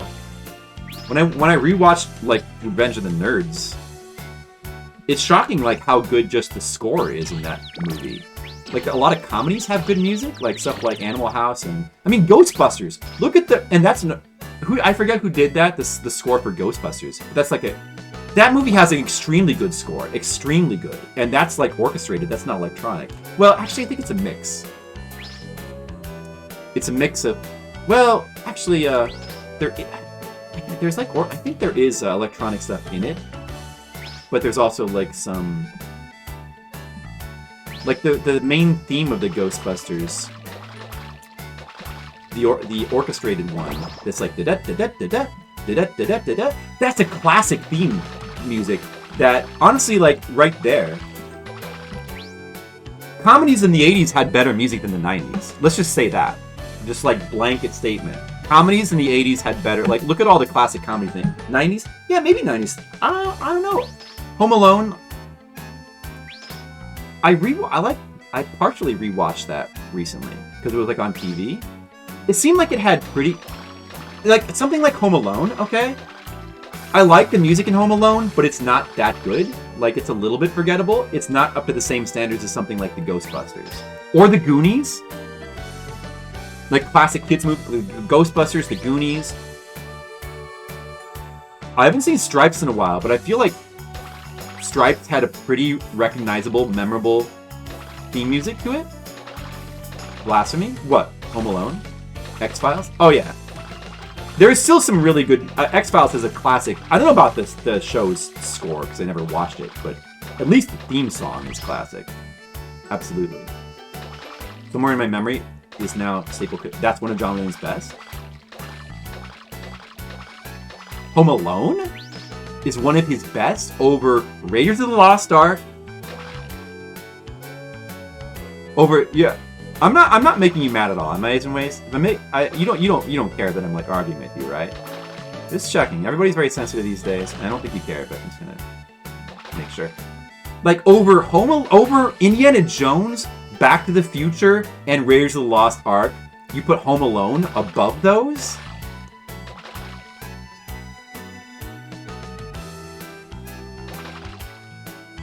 Okay, I didn't think so, but I just thought I'd make sure. Really? Back to the Future? Oh, that's Alvin Silva. Right, of course, that's Alvin Silvestri. Right, that's Alvin, who also I believe did the soundtrack to the Goonies as well. Because that's not John. Right there you go.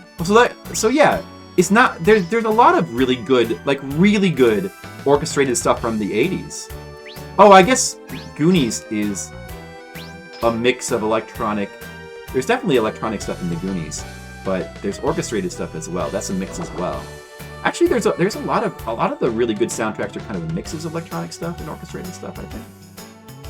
How about the piece of music from the Goonies that is so memorable and iconic that was used in thousands of trailers? You know which one I'm talking about, right? The iconic music from the Goonies that is like the opening music, the opening song when the Fratellis are on the run. Dun dun dun dun dun dun dun. You put Jurassic Park above them? Okay, well, Jurassic Park makes I can see that a little bit more. Home Alone, I don't know. I have a hard time seeing that because maybe I have to go back. I do have to go back and rewatch Home Alone in full, though. That's a good, fun movie. I like Home Alone. Oh, dude. I should probably pay the fuck attention to what I'm doing. Because look at where I've made it to now. I only have a minute left, though. Oh, my God. Oh, shit. We have to hurry. I need to hyper-focus. I have a fucking minute left. Oh, my God. We have to do this quickly, or I'm going to fuck this attempt up, too. Please don't let me get screwed over by this corner. I think this is going to be fine. Oh, it's going to... Okay, maybe I can just make it from here. Oh, my God. The time... Oh. I'm not gonna fucking make it, dude. Get up there! Oh! I only have 3 lives, though. Well, it's better than 1. Oh, in the last second! Asian Waste, thank you for motivating me with your movie talk. I don't know, I gotta go back and rewatch Home Alone for sure. Maybe it did have an amazing... I mean, yeah, it had good Christmassy music. It had good music. I'm not saying it didn't have good music, but there's nothing iconic, no. I don't think so, but I'll have to go back and rewatch it. If you just love the soundtrack, that's... And, like, it reminds you of, like, your childhood. I get that. Jurassic Park is iconic. Jurassic Park, I definitely think... I don't think it's his best. I would put the 3 aforementioned themes above Jurassic Park. Maybe not Superman theme. At least Indiana Jones. I guess, yeah, Back to the Future is Alvin Silvestri. So so his John Williams is what? Superman? He's Superman, he's Back to the Future. But not Back to the Future. He's Superman, he's I keep thinking he's Back to the Future. I keep forgetting that that's Silvestri. Raiders of the Lost Ark. I would put Raiders of the Lost Ark above Jurassic Park. But Jurassic Park is iconic. I don't fault you for... It's a staple for December? Well, you know what? You're right about that. That probably... I should get that... I was looking for more Christmas music for my iPod. I should probably just get the Home Alone soundtrack. I never thought of that. Hey, Luigi, what's up? Have you been lurking? Dude, I hope I get it now. I mean, I should get this now. I shouldn't fuck this up, but I need to be freaking careful. Alright, so, first of all, where are we? We're in field 50. Let me just make sure I don't go the wrong way.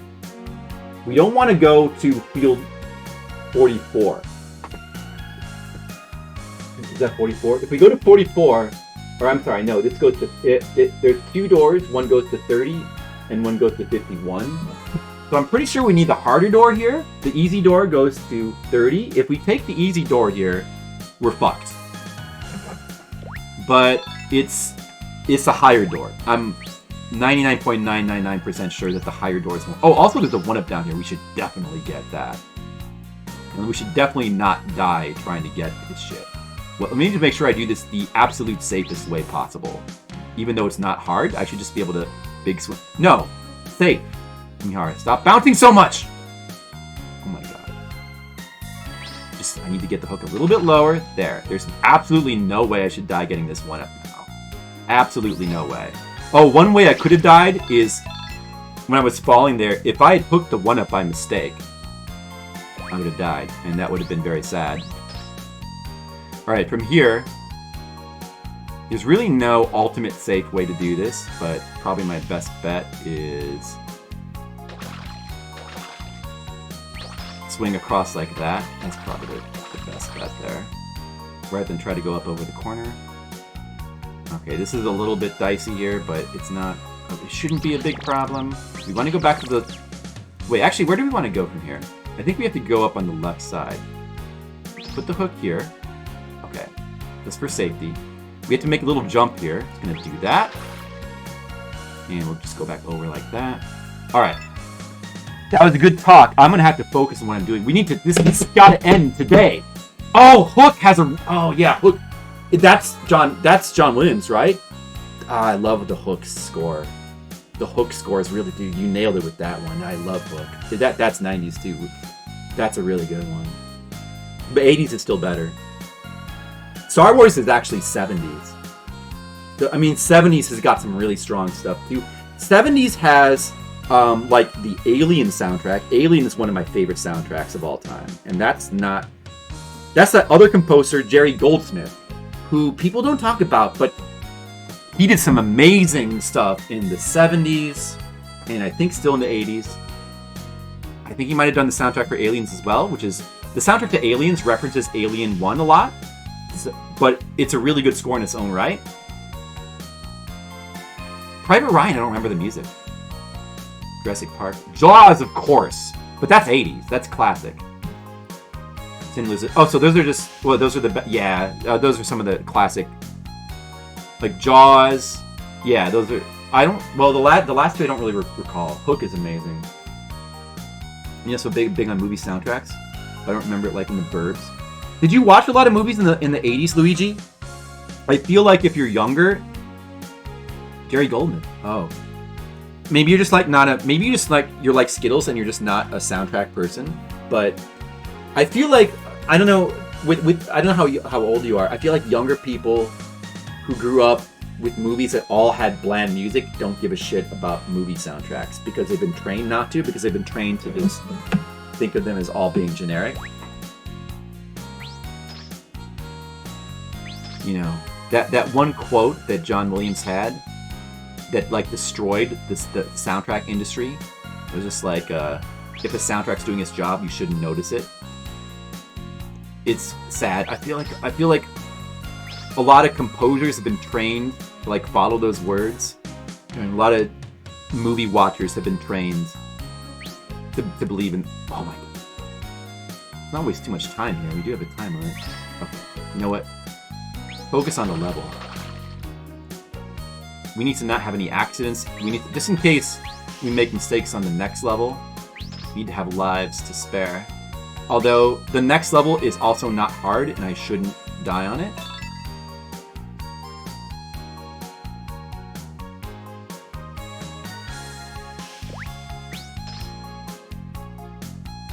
Yeah, The Burbs. I don't remember the score from The Burbs too well, but I do remember... I remember the music kind of standing out and being kind of cool. Kind of really cool. Oh, Jesus Christ. Come on.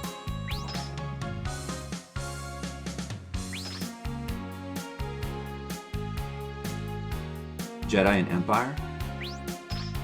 Oh, are those those are 80s. Yeah, true.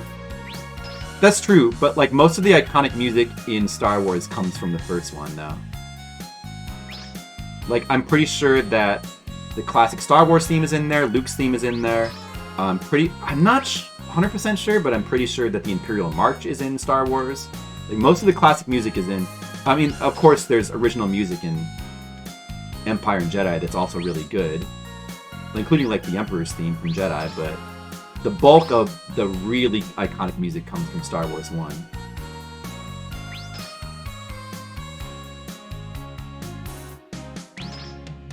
Imperial March was Empire? Oh, well then I stand a little bit corrected then. A little bit corrected. Because Empire, that would be like one of the big ones, right? What would be like the 3 big ones? It would be Imperial March. It would be the Star Wars theme, of course, the theme music. And then probably what, like Luke's theme? And then like and then maybe also the romance theme, I think. What was the, I can't, although offhand I'm forgetting the romance theme, so maybe it definitely shouldn't be one of the top 3, but see, this is an easy door to get to. It looks a little bit tricky, but it's not, although I used up way too much time. Alright, now I need to go up the way to get to the tricky field number 52, and the way we went last time is up the right hand side. But now we need to go up the left-hand side, which I have never done. But from looking at it, it did not look hard. Did not look hard. Billy Madison. It wouldn't surprise me. I mean, there's a lot of good score. Like, music is still pretty good in the 90s. I just feel like there's so much iconic stuff in the 80s. Like I said, it's not only like the classic movies, like the sci-fi stuff. Go back and watch a lot of the comedies. Stuff like Ghostbusters and Goonies and that stuff was not anomalies. Like and even Caddyshack. By the way, Caddyshack has like a really good musical score as well, and good themes and good score, and also really, really good song selection too. A lot of movies in the 80s had amazing music. Like, you go back and like watch any of the movies that are the popular movies from the 80s, and they pretty much is wall-to-wall great soundtracks for the most part. And 90s is still really good, but it's a little bit more spotty. It's just not quite. There's a little bit more bland stuff in the 90s, I think. And then it got worse in the 2000s and worse in the 2010, and now we're like in a decade of just wall-to-wall bland garbage soundtracks, you know? Very tiring. Oh, is it? Oh, hey! Hello, Father! How about in a little while? So this is probably gonna... I mean, this is the attempt for tonight. Either way, I'm gonna probably stop the stream after this. Well, actually, I mean, if I somehow freaking manage to fail this, I might do one more. I might have a little bit more time, but there's no way I should fail this. I mean, I have to leave for dinner soon. If we get it now, it's perfect. Perfect amount of time. Forward afternoon stream. I had a feeling that I could come back to this and get it pretty quickly. I mean, that's what I thought the last 3 streams of this goddamn field. But... So you are more of a 90s person, huh, Agent Waste? Well, it'd be fun to debate that with you more. I feel like if you really start to go down all the examples and stuff, though, the 80s is just too strong. But they're both strong decades. I mean, certainly the 90s blows away the 2000s, or 2010s, or 2020s. Alright, so right here, I think a diagonal is going to work. It didn't work. Okay, let me try something different. I have to worry about time here. If I make it to the store, that's it. There's no way I'm not going to make it to the store in 4 lives. I actually have 4 lives because of the 1-up. I have 4 lives because of the 1-up. There's no way. Oh, yeah. There's no way. See, I mean, I just don't understand why you penalize it for being more electronic. Like, good is good. A ton of those electronic scores are extremely good. It's not like there's something about orchestra that's like inherently better.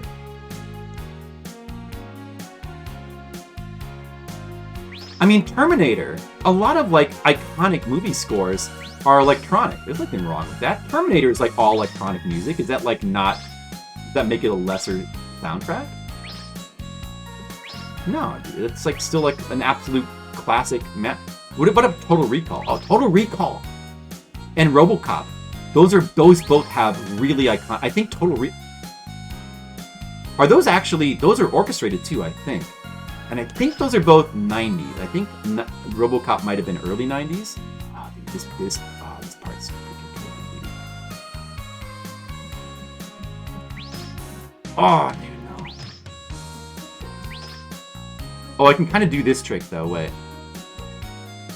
Yes, we'll swing back and forth. And straight up. Straight up there. Go around. Okay. Here we can go straight up. We can use the strat from... Field 42 to go straight up here. Oh man, yeah, this part definitely is taxing. Like, look at this. I can see why you... Oh, why am I going down? Going the line the wrong way. Jesus Christ.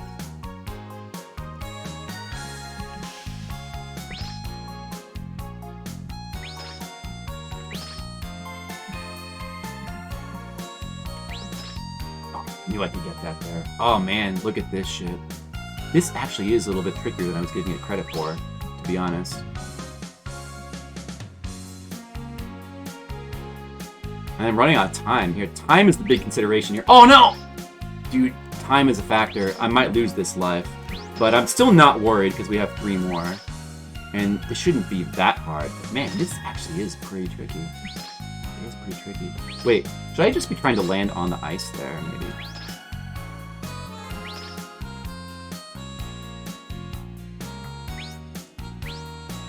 We're dead. We're dead. That's fine. Good practice.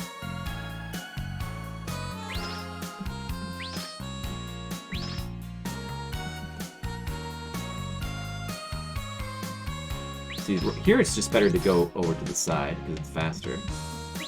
But maybe I should just...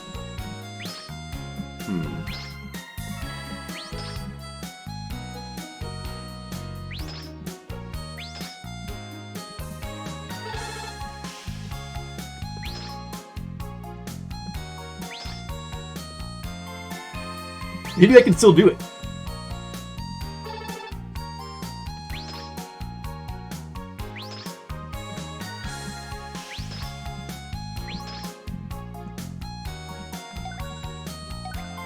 Aw, man. This is not so bad. Alright, I'll do it next live. It's okay. Pom Pom Box, what's up? Melody's important. Yeah, I agree. You think when you think of Terminator thing, you think of the Fantasy 2 score, or do you think of the orchestral score from Terminator 2? The Fantasy 2 score? I think of the main theme, which is that orchestrated? I guess it. Do do do do do do. Hey Pom Pom Pox, we were talking about movie soundtracks, and also it looks like hopefully it looks like I'm gonna finally finish this field. As long as they don't do something really foolish and throw a ton of lives away. I still have 3 lives. How could I possibly fail? There's no way I can.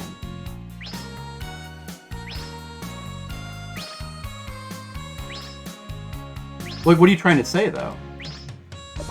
I think that the main theme is, like, part... Isn't it part electronic and part orchestrated, now that I think about it? But what... Are you saying that, like... Are you trying to say that, like... orchestrated stuff is inherently more memorable? Because that just doesn't make any sense. Why would that be? Orchestrated stuff can be bland, and electronic stuff can be memorable. It's just all in the composition. It doesn't matter. Like, one is not superior to the other. P1 is like 100% electronic. Yeah, Terminator 1 has an extremely good sound. Yeah, okay. I mean, remember that the Terminator 2 is... I remember the theme. It's like do do do do do do, and there's some orchestrated.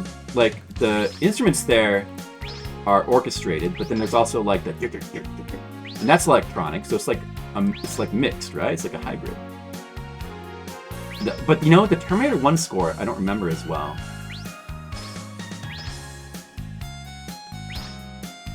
I better just freaking focus on completing this level. I need to put my absolute fucking best. Make like, we need to make sure right now. Even though, like, there should be no way I'm gonna fuck this up. But I might find a way. Look, I'm finding a way to fuck it up.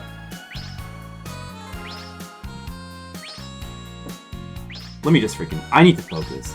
Like, yeah, this is the sequel to the Super Nintendo Umihara. This is the PS1. Although I'm playing the Steam version, but the Steam version is essentially like a direct port of the PS1 for the most part. Although it has like... it has the bonus content.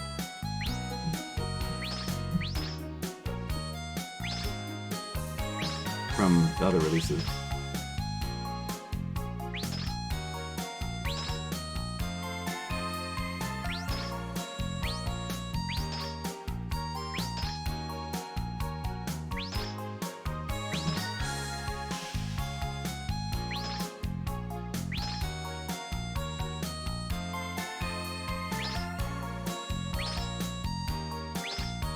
Still plenty of time. I can still finish this now.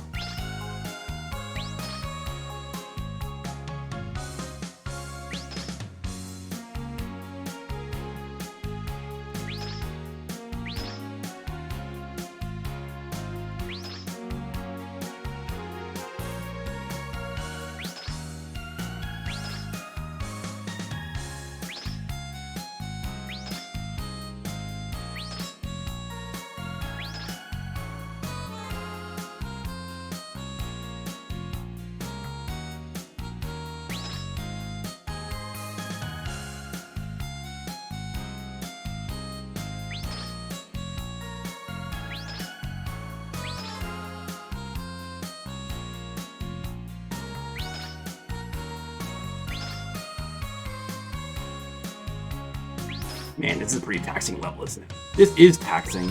Damn. This is harder than I thought it would be. Like, from looking at it from the other side.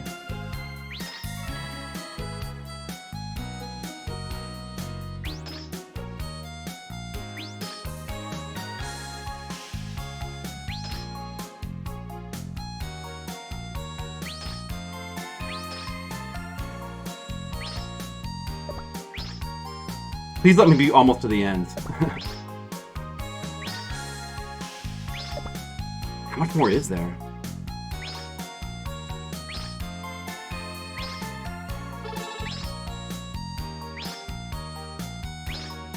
What a climb! That was quite an adventure. Almost there.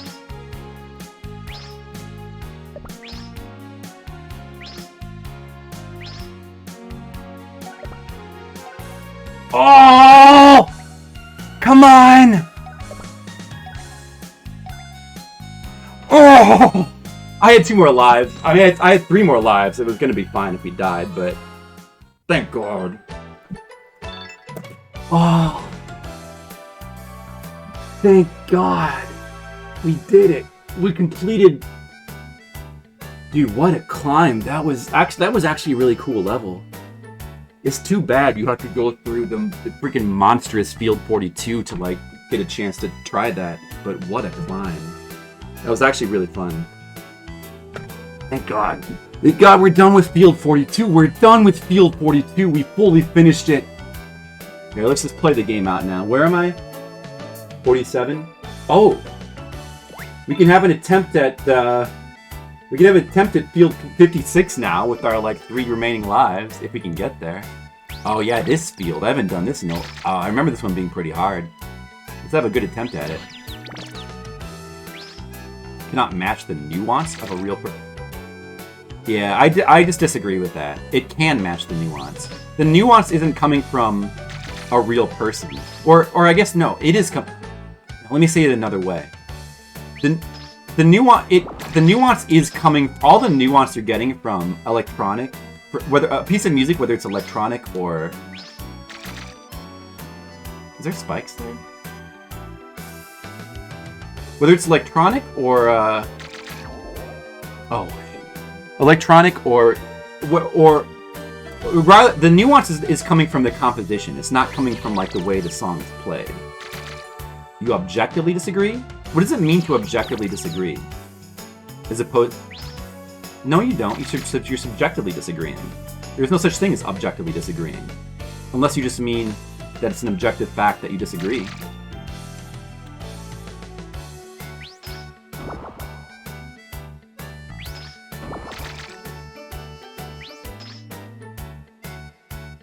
MIDI keyboard cannot match how a real person strikes a piano key.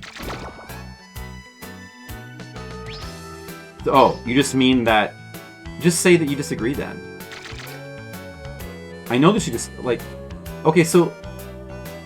It's not, because the thing is that, like, what makes a piece of music iconic is not the emotion. I think that also, like, the emotion from, like stuff that, like that's, like, jazz or, like, real instruments being played and, like, little nuances to the way that, like, a real human hits, like, instruments and stuff like that. There's definitely something to that, but I think we tend to overvalue or overestimate the effect that has. I mean, that's just personally. But if you're talking about like a movie score or something, that's not what's making like a movie score iconic is it's really mostly the melody that's doing that work. Can you not just walk under there? There's not an objective nature to the disagreement though. It's not. Well, okay. If there's an objective part to it, then I'm correct about it.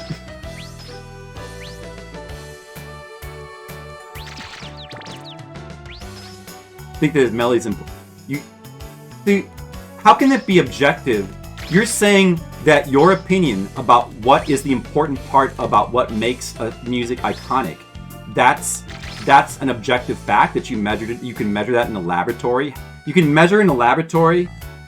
Or like, you know, under test conditions, what is important to people about songs, about music, and what effect it has on people? No, it's entirely subjective. And I think you're wrong also. Reading out of order? Wait, about what though? You know what, let's just practice these levels a little bit since we're here. Let's just practice, although I could just do it from the practice fields, but... Yeah, I have a little bit more time. We may as well just like do a little bit of practice here. Okay, what am I misunderstanding something that you're saying then?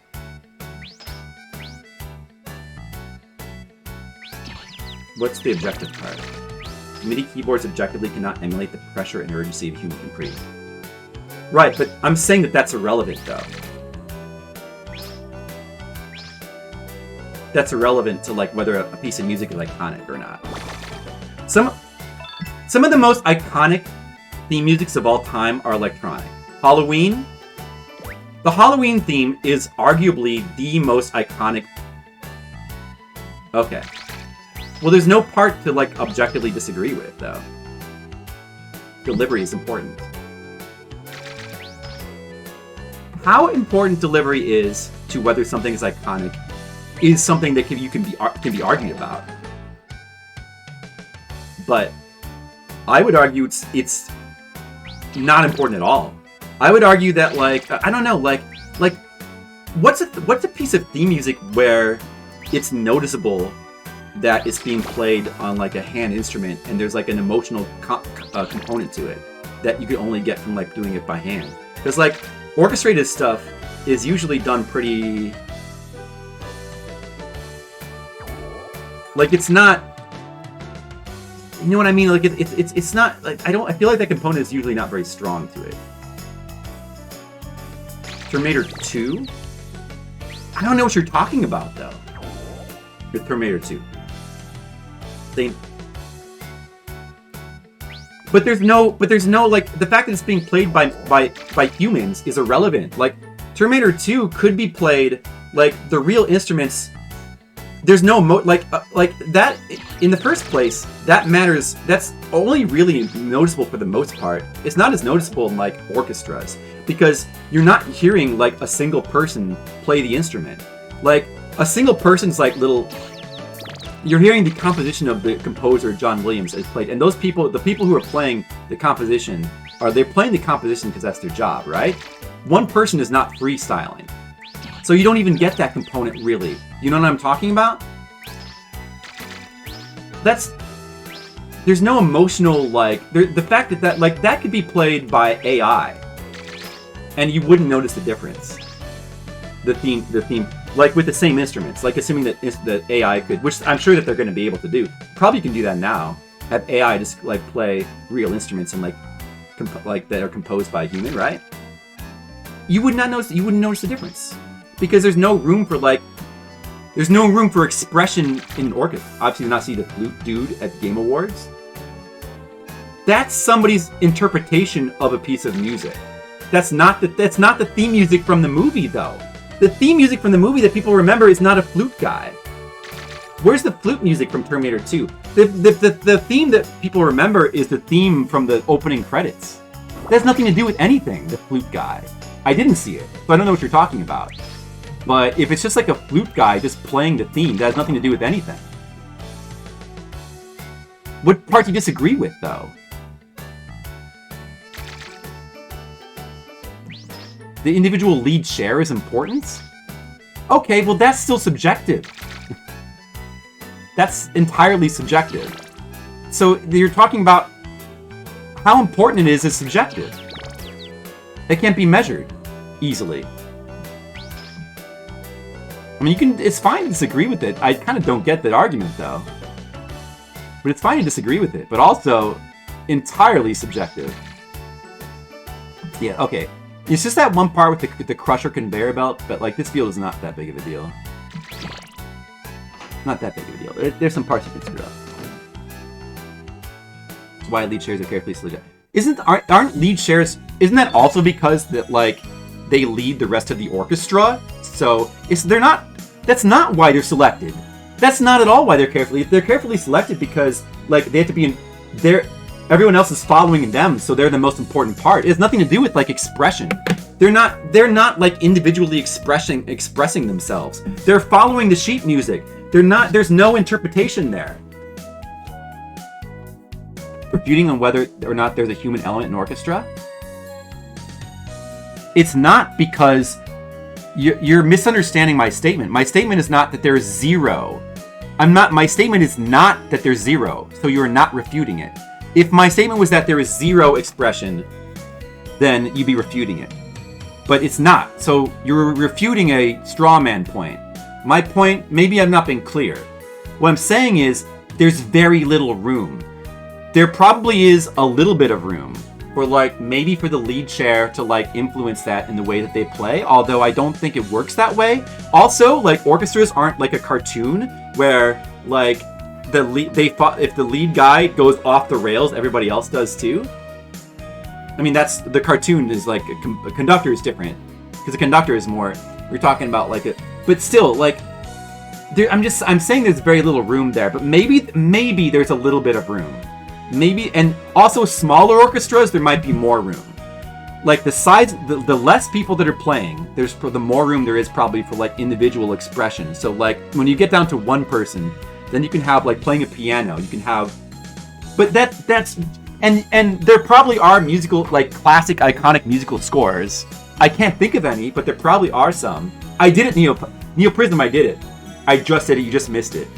And now we're, like, having an intense debate about music score. No, but there is a nuance. A little bit! But when you have an entire orchestra, we're debating, like, Asian Waste is claiming... So we're debating, like, we were talking about, like, movie soundtracks. Where do I want to go from here?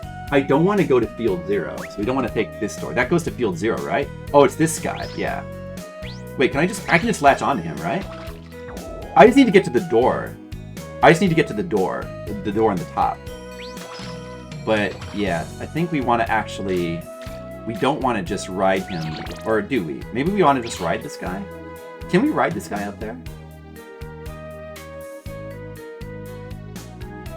I don't remember doing it this way, but maybe this works? What? Oh, I hooked the barrel. Oh, doesn't matter. Our music continues now anyway. Okay, but Joe Hisashi's score I don't know. I have to go back and listen to it, and maybe that's a good example.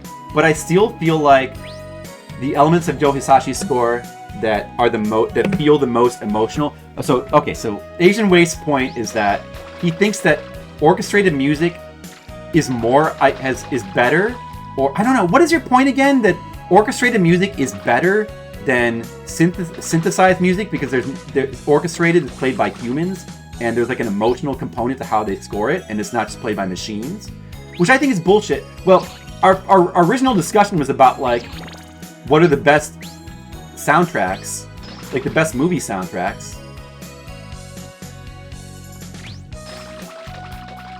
Oh, maybe I have to get him to follow me, so I have to go up first. I think that's... Yeah, I'm just doing a little bit of practice for fun right now while we debate movie scores.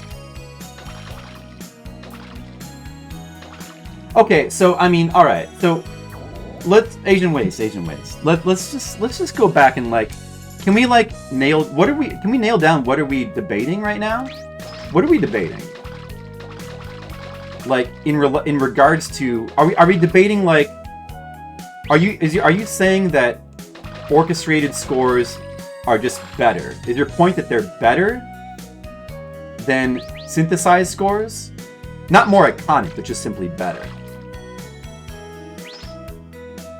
Like that's a matter of opinion, right? You're not saying that that's some sort of objective fact, right? I think we can go up here actually. There are limitations in electronic. Yeah, I would agree that there's... Yeah, I mean, I think that there are certain limitations, but I think that in many cases they're negligible, though. I think in many cases they're negligible. There's certain things, I agree. So if your point... Alright, so if your point is that there's certain things that people playing music by hand can get better than machines, then we just agree and we have nothing to argue about. Is that your only point?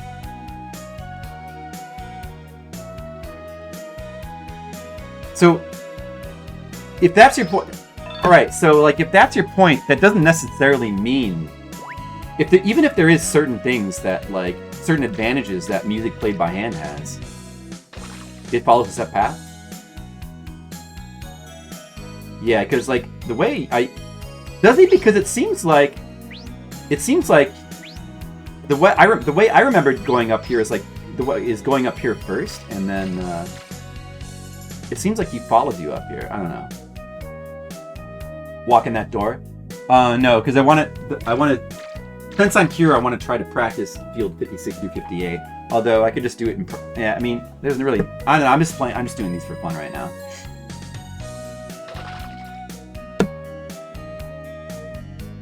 There are limitations. The orchestrated stuff can do better. But there's also limitations to stuff played by humans, right? Because humans can make mistakes and synthesized stuff can't. Also, there's certain kinds of sounds that machines are just kind of better at doing too. Like, I mean, all that stuff, like the way that like synthesized stuff is played, you can get better over the years, but in the 80s, no. 80s electronic had clear limitations. But you're talking about soundtracks, and I still think that the human component is negligible for soundtracks because most of the orchestrated stuff are not good examples of the human component because it's people following like music sheets, and there's not really a lot of room for personal expression. So that point just doesn't make any sense to me. Like it doesn't matter. Like whether the 80s were the best or not, the fact that it was electronic music has nothing to do with it. There's nothing to do with it. It's irrelevant to like whether they.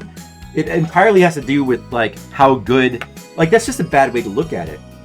If you want to like judge what decade had the best soundtracks, you should just simply look at what are the best soundtracks. Like start with, in your opinion, where do all the best soundtracks come from?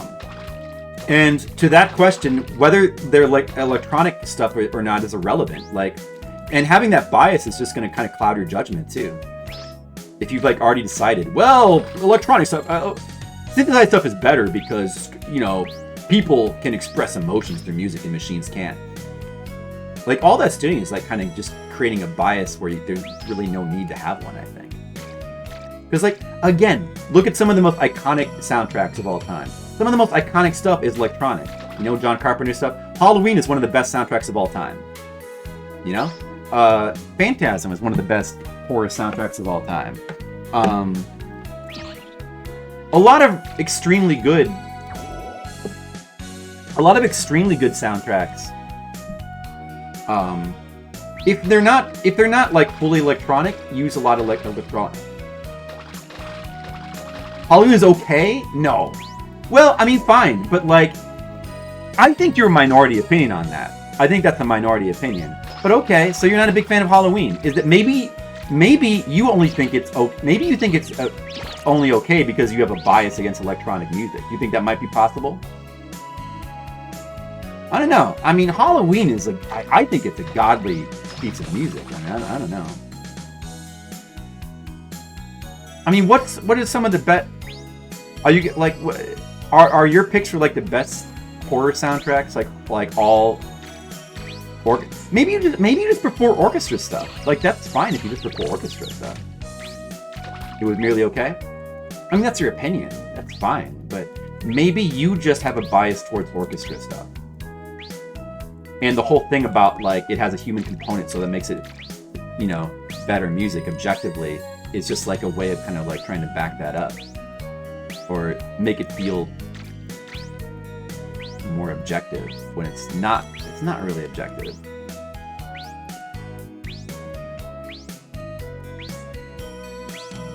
Yeah, I mean, I know, it is weird. That is weird. But like, what's weird though is then why would you, if you listen to game music all day, but I mean, are you listening to orchestrated game music or electronic game music? If you're listening to electronic music all day, then doesn't that contradict your own point about what the best music is?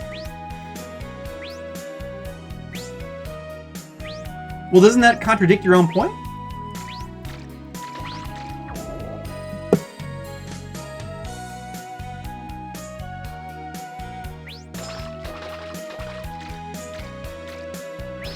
Well, it doesn't? Okay. I mean, it seems like it does, because... Okay, so... It contradicts that you have bias? That's true. Well, maybe you have what could be called, like, could be considered like a compartmentalized bias, where you have this bias specifically for film scores, but not for game music scores, for some reason. And maybe that reason just happens to be that there's a lot of game scores. Maybe like with game scores, you just happen to like more electronic stuff. Because, I mean, most of the good game music is electronic anyway. There's just, the majority of it is. But with film scores, it just so happens that the stuff that you like the best is orchestrated, so you have that bias there, but not, it could be compartmentalized bias. Like, you could still, just because, that doesn't necessarily contradict the idea that you have bias, you know? The Dragon Quest soundtrack? Dragon Quest soundtrack is good. I'm trying to remember, like, how I did this field. It used to be easy, but I'm, like, not paying attention to what I'm doing, kind of. They were higher caliber. But I don't think that they are, though. There's so many good scores that are electronic. I really don't think that they're higher caliber. I mean, compared to game music, there's a lot more... I'm gonna just try following this guy this time. Compared to game music, there's... Like, game music, a ton of it is electronic, so that's... But, okay, but, well, what about... Let me ask you this question, then. If you think that orchestration is better for music, then why wouldn't shouldn't your favorite game scores be the orchestrated? Like, shouldn't they be the orchestrated stuff and not Uematsu? You know? So, I mean, if Uematsu is like some of your favorite game music, there's orchestrated stuff too. Isn't that just because you like ultimately the compositions of Uematsu stuff the best, regardless of the fact that it's electronic?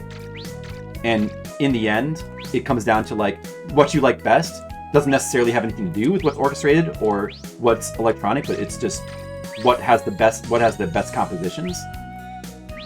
Depends on the orchestra. Well, no, but it depends more on the compositions. Yeah, I mean, most orchestras for like, you know, professional soundtracks are going to be competent, at least. The composition is everything. Delivery is more important. But if delivery is far more important, then it doesn't make sense that Uematsu would be your favorite soundtrack, because his stuff is electronic primarily, and he is not able to have the delivery that like the soundtracks for like something like The Witcher have, or whatever, stuff that's orchestrated, or Skyrim. He's not able to have that delivery, so his stuff should not be as good. So why do you like it better? Isn't it because of the composition of the music?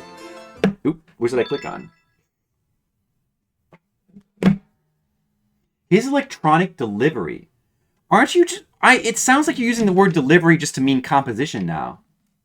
Because what does that mean? I like Dragon Quest Orchestra. Like, but like, okay, if he can... if there can be delivery in his I think his electronic delivery is better than orchestra. If there can be delivery, by that you mean emotional delivery in electronic stuff, then there's no advantage. There's no advantage of like hand played stuff then, because you can have delivery in electronic stuff. So there's no advantage one way or the other.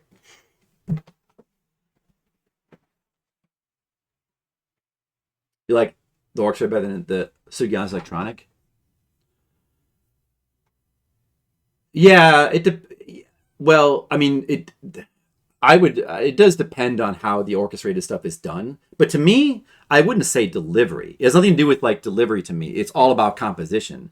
Like orchestrated stuff can be badly composed and it can be well composed. So yeah, like some Dragon Quest tracks I really like the orchestrated version of, and some I prefer like older classic electronic versions of.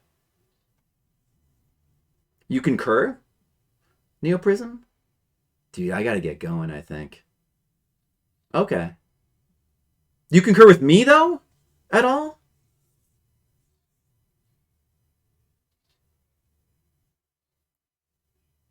Well, are we just now using the same... Are we just using different words to mean the same thing? Are you using delivery to mean composition? Is the notes in the sheet? Yeah. It's how the notes are composed. All the notes. Like the melody, the harmony, like how all the music is put together. And also like what the choice of instruments, like the composition is also like choice of instruments, how the instruments are used. Delivery is how it sounds. Composition is how it's put together. Like, in other words, like how it's built. So like, you know, how do they get, like, how are the sounds arranged and how do they get those sounds? Right? Like, music is composed. You put together, you organize the sounds into a composition of music. And then, like, how that's done is essentially what, like, if it's well composed, that's what makes it good. And that's essentially the main mechanism that makes music good, is how it's composed. Like delivery, okay, delivery is how it sounds. So you're not using the word specifically to mean the human element of delivering stuff in like a human way where emotion is coming out like a jazz player. That's not how you're using the word delivery. Is that correct? You're using it just in a very generalized way. No, you are? So you're saying that it's not the way with like Uematsu's music. It's not the way you put the notes together. It's not the composition at all. It's not the choice of instruments. It's not how they're arranged. It's not the melodies. It's not the harmonies. None of that is the delivery that makes it good. What makes Uematsu's music is good is like the emotional content of like a human playing those notes and like sort of like playing them like in a human, noticeably human way. Even when a lot of the electronic stuff, I can't detect any of that whatsoever. Like there's no jazz in...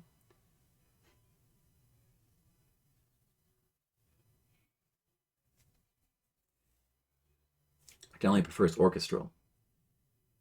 Yeah, but it just doesn't... I don't get it. It has to be because of composition more than anything else.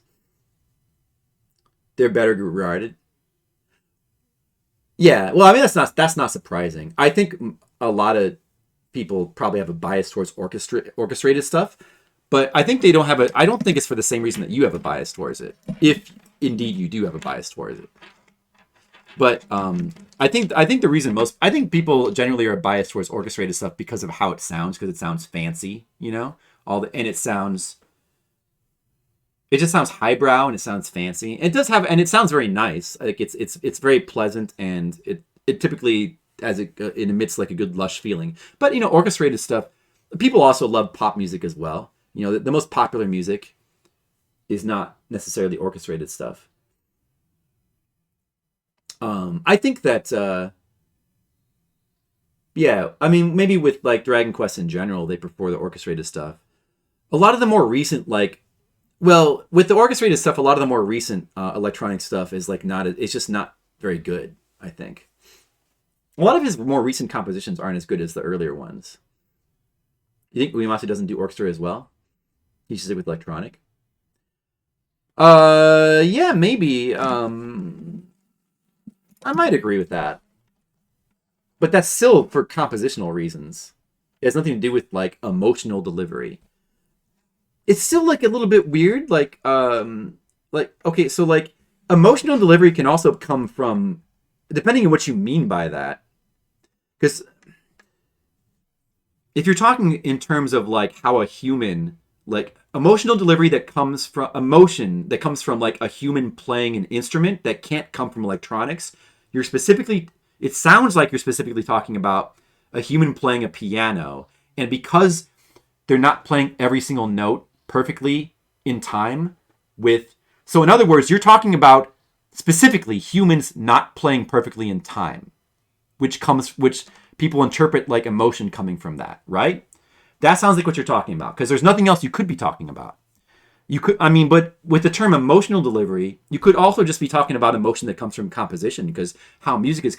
Hey, Glackham, what's up? Oh, kind of finished. Maybe we should watch the replay of me finally finishing the field. I'm about to go to dinner, but I'm like, now Asian Waste has got me stuck in a debate. This is probably not the content you came for. I apologize.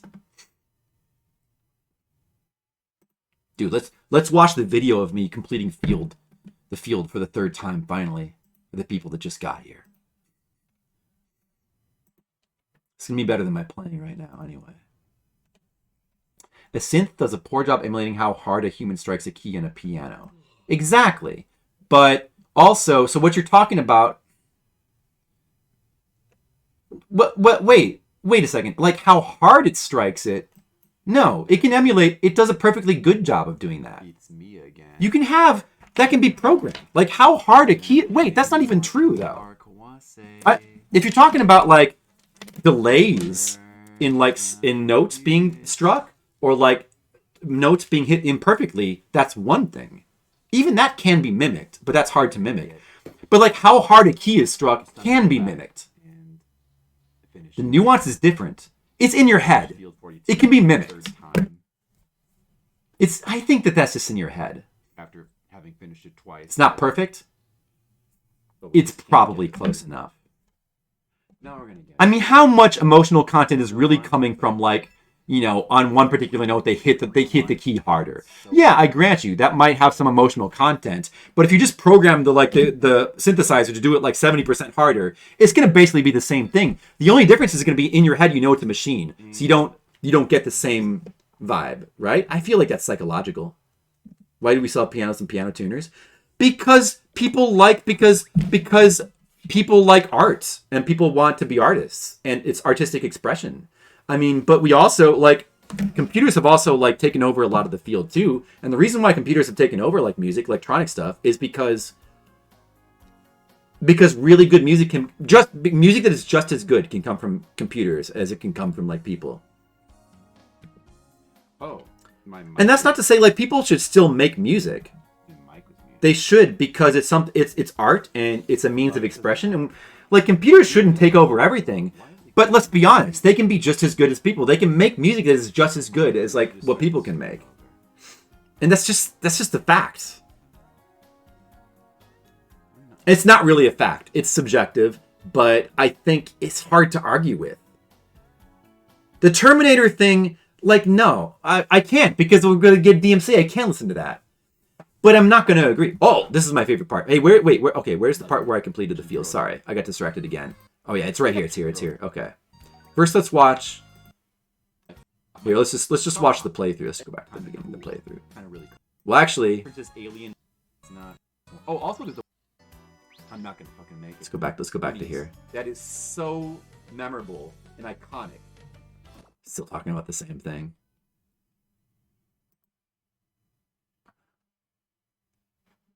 Yeah, I should play some. I have to play the music underneath it so we can get the full experience.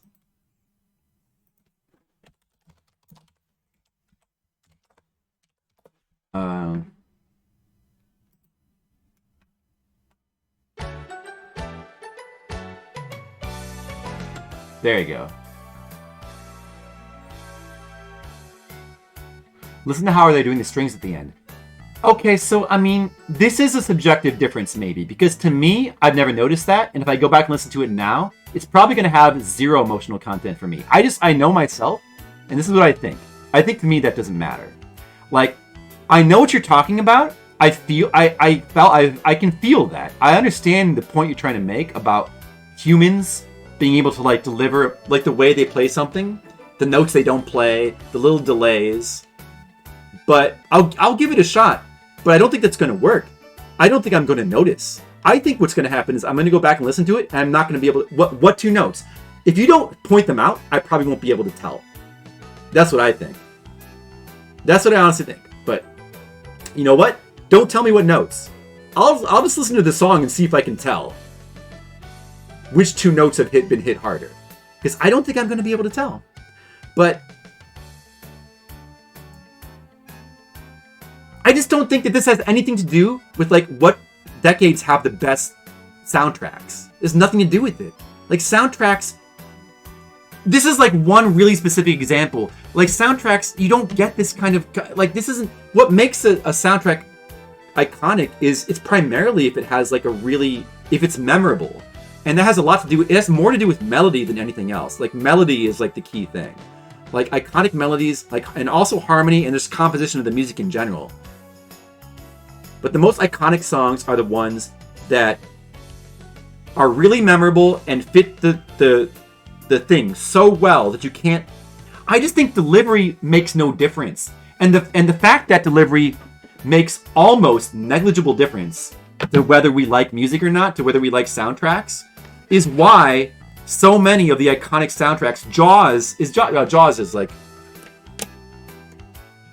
Jaws is orchestrated, I think, right? Yeah, Jaws orchestrated. I'm sure there's a lot of... I mean, off the top of my head, I'm only thinking of, like, Halloween and Phantasm. But, I mean, Goonies is primarily electronic, I believe. Maybe it's not? No, it's hybrid, again. A lot of the 80s stuff is actually hybrid.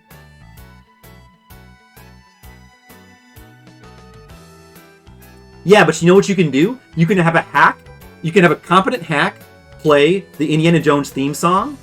You can have a competent orchestra, and you can have a really good orchestra play the same theme song, and it doesn't matter. And you can put either one in the movie, and it would have made no difference to whether it's iconic or not. It won't matter. As long as the orchestra is competent, it's good enough. The composition is what matters. I'm telling you. I don't get it. It's mind-boggling. That falls into delivery. Well, then you're not using the word deliberately consistently anymore, because now it just means composition. And that's what I'm saying. I'm saying the composition is what matters.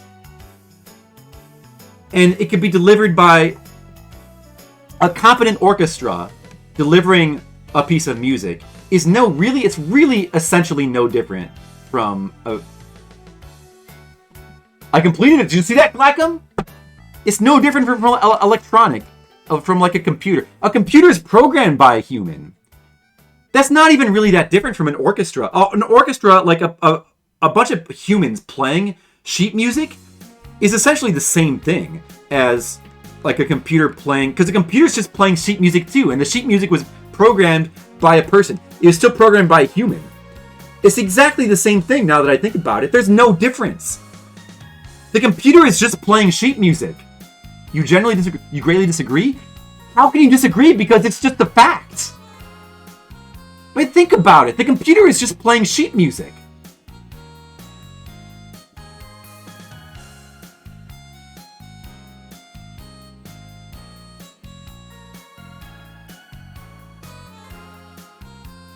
I don't know, man.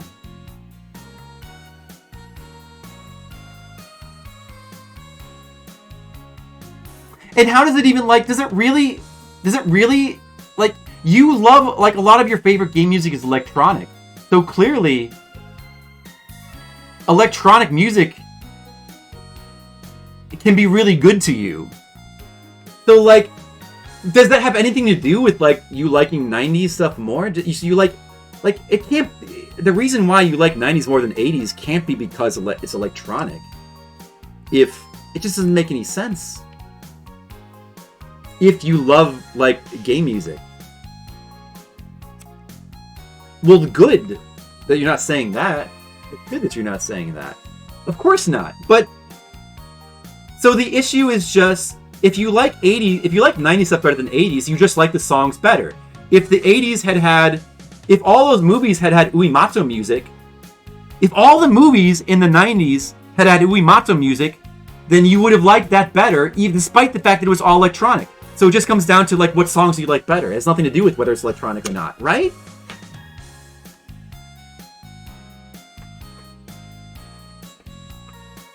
There's no limitations.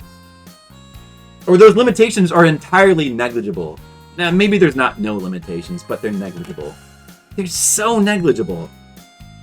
You've got to be the only person, the only human who, like, has ever, like, noticed this. I don't know. I've never heard this before. All in orchestral scores did it better. The ones that are better are not better because they're orchestrated, though. They're better because they're just better songs. The laws of technology alone. That doesn't make any sense. There is no law of technology like that. Lower bit rates, lower samples. That has nothing to do with it, though. I don't know about the bit rate. Like, what's the bit rate of the Terminator 1 music? Do the bit rate of the Terminator 1 music, is that, like, do people not like Terminator 1 soundtrack because of the bit rate? No. Audio fidelity? The audio fidelity of John Carpenter music is fine. It's fine. John Carpenter is, like, people love John Carpenter music. They love it. People love the score to The Thing and Escape from New York. They love that stuff. A lot of really good music from, and it's not, and, like, even if you go back and investigate, a lot of the really good synthesizer stuff, people love it.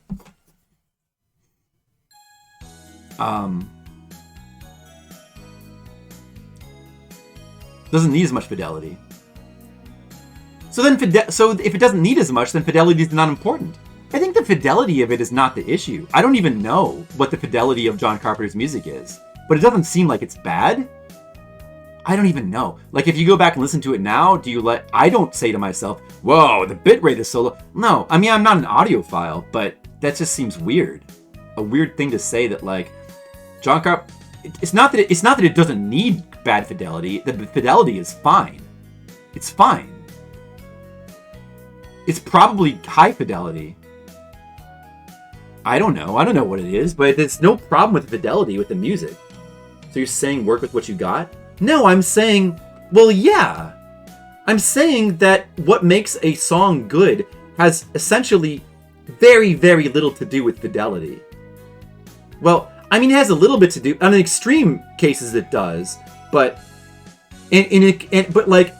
humans, the advantage that humans have over machines really only comes out on the extreme ends of the equation.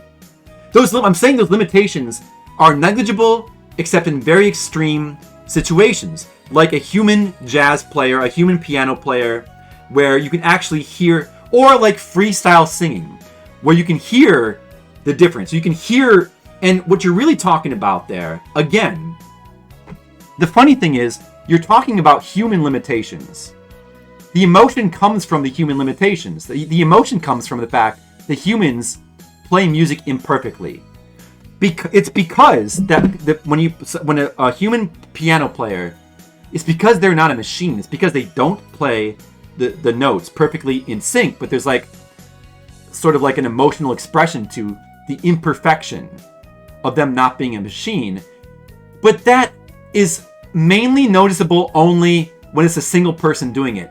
It tends to be much less noticeable with orchestras and like when you have groups of people playing, because then they're playing sheet music and there's less room for freestyling. That stuff comes out most prominently in freestyling, or compositions limit freestyling. Do you understand what I'm saying?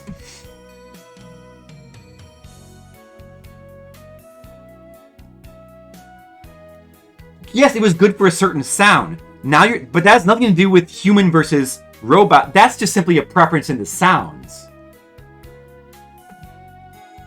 That's a preference. So that's just simply that is a bias towards one kind of sound, by definition. And that's fine. It's okay to have a bias towards orchestra music. Like, that's fine. If you like that sound better, if you just like the sound of an orchestra better than synth, that's fine. But that's a bias. Then just simply say, instead of trying to like make it some sort of objective thing, like, well, it's because, no, that's bullshit. It's not because of like the human element. That's bullshit. The real reason is just because you prefer orchestrated stuff. Maybe only when it comes to music. Maybe it's compartmentalized. No, it's not objective. Your preference towards orchestrated stuff is subjective because that's your preference. Like, the objective reasons are bullshit. The real reason is because you prefer it because of an emotional reason. There's nothing objective about that. It has nothing to do with the limitations, though. Like, in reality, it has nothing to do with those limitations. Like, it can't. It just doesn't make any sense. The limitations are objective, but like, there's no way to look at it where, Lips, have you ever? It just, when it comes to soundtracks, it just doesn't make much. Like, I don't know, like, okay, Cowboy Bebop, like the jazz solos, there you can hear emotion. But that's not the majority of soundtrack stuff, especially like iconic soundtrack stuff. I agree that in theory, there are technological limitations. I understand exactly what you're talking about with the limitations of not being able to do that thing of ironically imitating the human limitations. Like computers can't imitate the limitations of humans playing music, those imperfections, in a convincing way. But for orchestrated stuff, it's largely irrelevant because orchestrated stuff is following sheet music. And that mostly matters for freestyled stuff. That's where it mostly matters. Like, the sound of an orchestra playing like violins, that's just the sound. And that can be imitated by a computer. Or, I mean, probably now it can be done flawlessly, I'm sure. Yeah, I know that they have conductors, sure. To get them to follow. That's my point, though. They have conductors because the point of an orchestra is to follow the sheet music. It's not to express. So your whole reasoning is based on something that they're trying not to do. The whole point of a conductor is to try to not do what you're saying gives the human advantage. That's the point of it. Right? Is that not correct?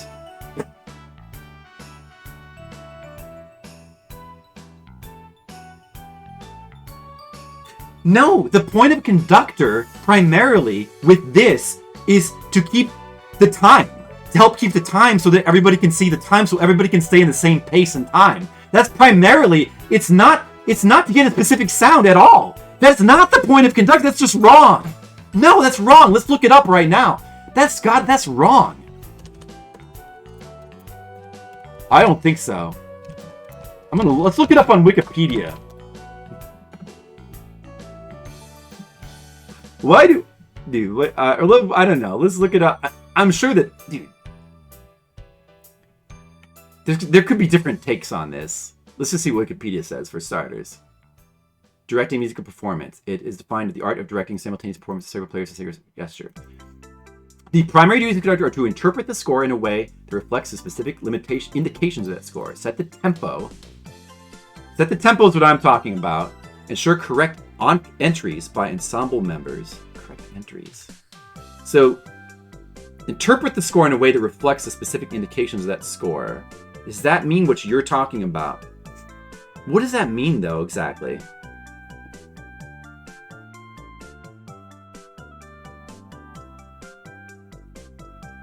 What does that mean specifically, though? Ensure correct entries by ensemble members. Oh, so like they come into the right... So that's just to make sure they come in the right spots. And shape the phrasing where appropriate. Okay, alright, so we're both kind of right on that then.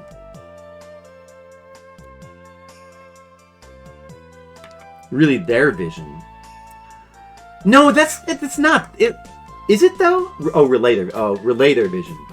Yeah. Well... Getting something wrong? Sure. In the third paragraph, relay their vision. Typically, let me skim it real quick.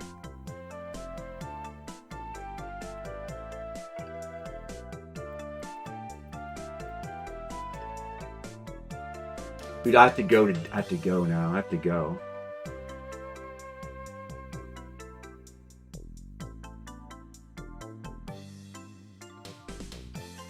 They make certain adjustments to tempo or to phrasing, work out their interpretation, and relay their vision to the performance.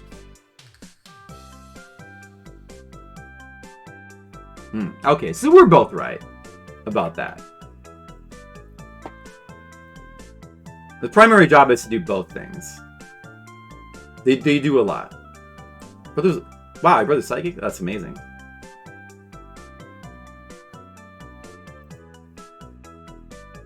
But I'm still climbing this wall. Okay, but that's still aside the point though. Asian point stand though. What is the point?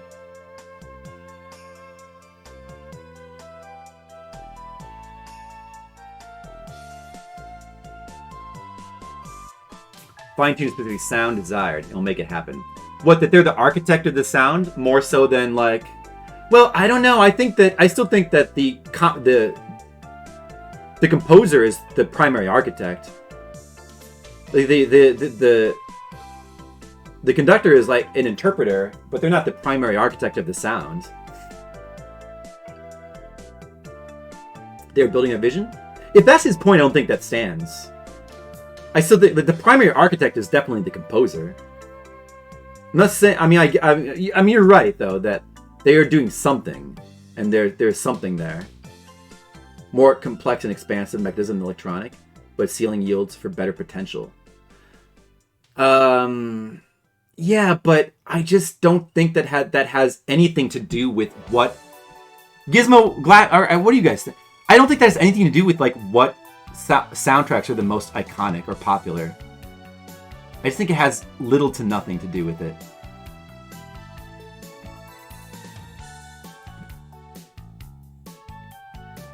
I just think that Terminator 2... I don't remember the score from Terminator 1. I think that Terminator 2 just has a better... I just think it has a better composition. I don't think it has anything to do with, like, a composer... Like, you know, a conductor conducting its music. It has nothing to do with that. I don't hear any of that in there. It's just a better composition. It's vastly superior. Just because it's a better composition, though, it's nothing to do with it being orchestrated, I think. And there's electronic elements to it as well. And the electronic elements to it add a lot. If it didn't have the electronic elements, it would be inferior. The same composition, but different instruments. Instruments choice are part of the composition. It would be an inferior song without the electronic elements. Like the dun dun dun dun dun. That's electronic. And there's no like conductor element to that. That's electronic and it's done by a computer. And it's, to me, that's the primary thing that makes it good. Do do do do do do. Well, I mean the do do do do do do do do do do do do. Maybe that's it is the, well, it maybe not the primary thing. I take it back. The do do do do do do is. But that's just one song though. And like nobody, I don't think anybody really notices that. Like that's not why. I just think that there's very few humans on the earth that have that reason for why they like T2's music better than T1, if they do. I'm sure some people like T1's version better, right? There had to be people that like Terminator 1's theme better.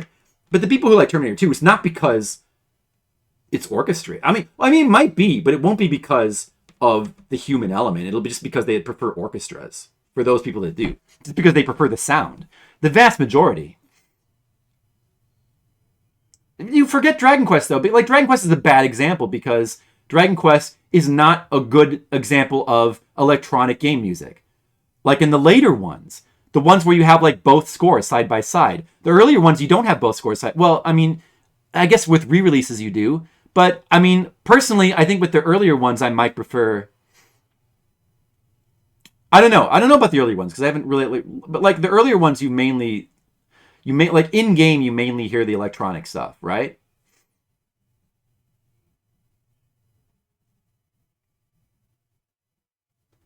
But, like... Okay, so, like... Alright, so let's say even if we agree that... you said, you just think that Uematsu doesn't do as good a job with his orchestrated stuff, and Sugiyama does a better job.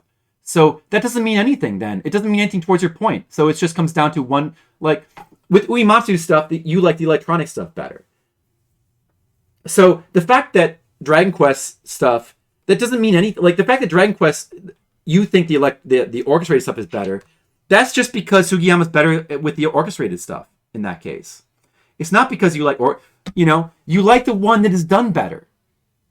You just like, comes down to delivery. Okay, so you just like the one that was done better then.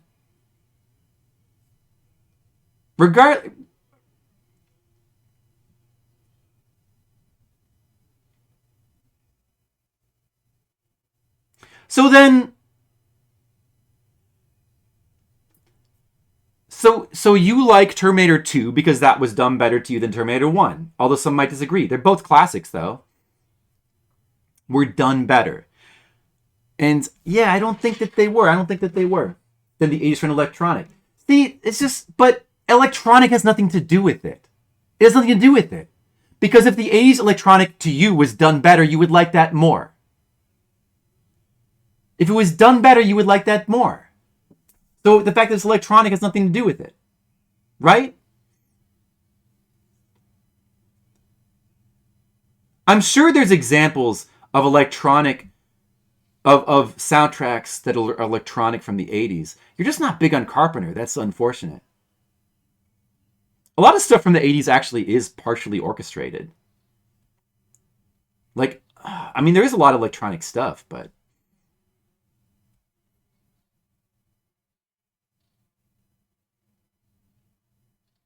We're peak in movie history. I think the Indiana Jones theme is I think Star Wars and Indiana Jones is better than Jurassic Park. Glacken, what do you think about that? What are the best orchestrated scores? Is Star Wars what's the best between Star Wars, Indiana Jones, and Jurassic Park? I would rank them probably it's tough. Probably Indiana Jones. You don't remember any of them? Okay, never mind, Glackham. Maybe they were all bad. Yeah, well, I mean, like, yeah, I see, like, so then, like, our disagreement had nothing to do with, like, orchestrate. Like, it's just a preference there. It's just a preference disagreement. I'm probably, like, nitpicking your logic too much. It's just, like, the logic seems weird to me. It just seems weird. I'm probably getting a little too obsessed with nitpicking it. About the generation's trend. Well, there's no doubt that the 80s had a trend toward electronic and the 90s towards... Well, I don't know what I feel like orchestrated is not it went more back towards orchestrated stuff, but does that summarize the trends of the? I feel like the trends of the '90s have more to do with like what, like resurgence of like, I don't know, like I want to say like more like, I don't even know, like Tarantino style stuff was also big in the '90s too. People imitating that. So there was like I think another thing with the '90s was like a greater surgence of like soundtrack stuff over score, maybe Star Wars than Indiana. What about no Molecule between? What about Jurassic Park though? Where does that rank? I don't know. You know, honestly, I think I would go Indiana, then Star Wars, then. Honestly, Indiana and Star Wars are like the same. They're parallel. If I have to choose, I might go Indiana Jones first. But I think Jurassic Park a little below. Jason Waste is saying Jurassic Park is better, though. As part of his argument for why 90s stuff is better than 80s.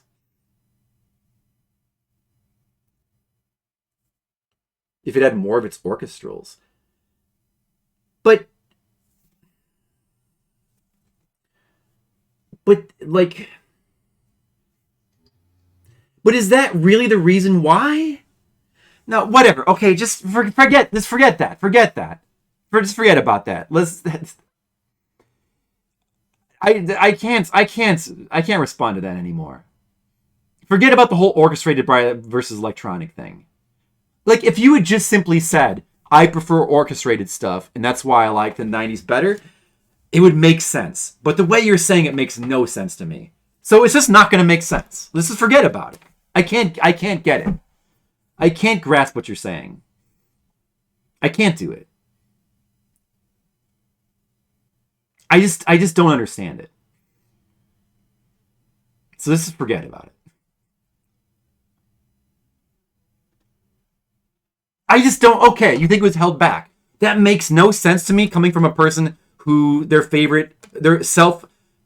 also say they love most of their favorite game music is electronic, and their favorite. Did you say your favorite composer was Uematsu? I don't understand that. Well, how you can say that? Can we just go with that? Can we end on a note of I don't get it, and I'm not going to get it? Like, maybe I just don't have to understand. Maybe I just don't have to get it. I don't understand that opinion. It's fine. I don't have to get it. Axel Foley is... It would sound odd in orchestra. That's electronic, right? Dude, the Axel Foley theme is so good. Forgot about that. It's so good. That is such a good theme. That's iconic. It's one of the best themes of the 80s. It's better than 99% of anything in the 90s. Stuff like that is so good. Forgot about Axel Foley. It's so good. Jurassic is last for you. See, Jurassic is last for me as well.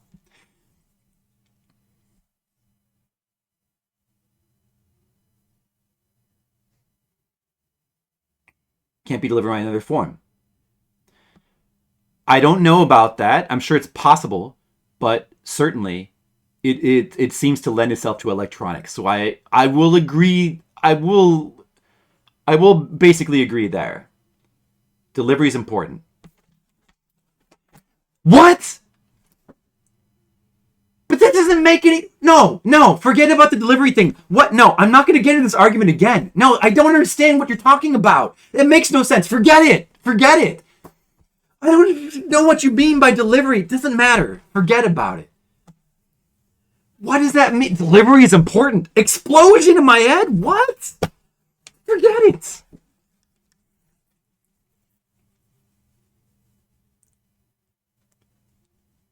Ever seen your mixtape? I haven't, Glackham.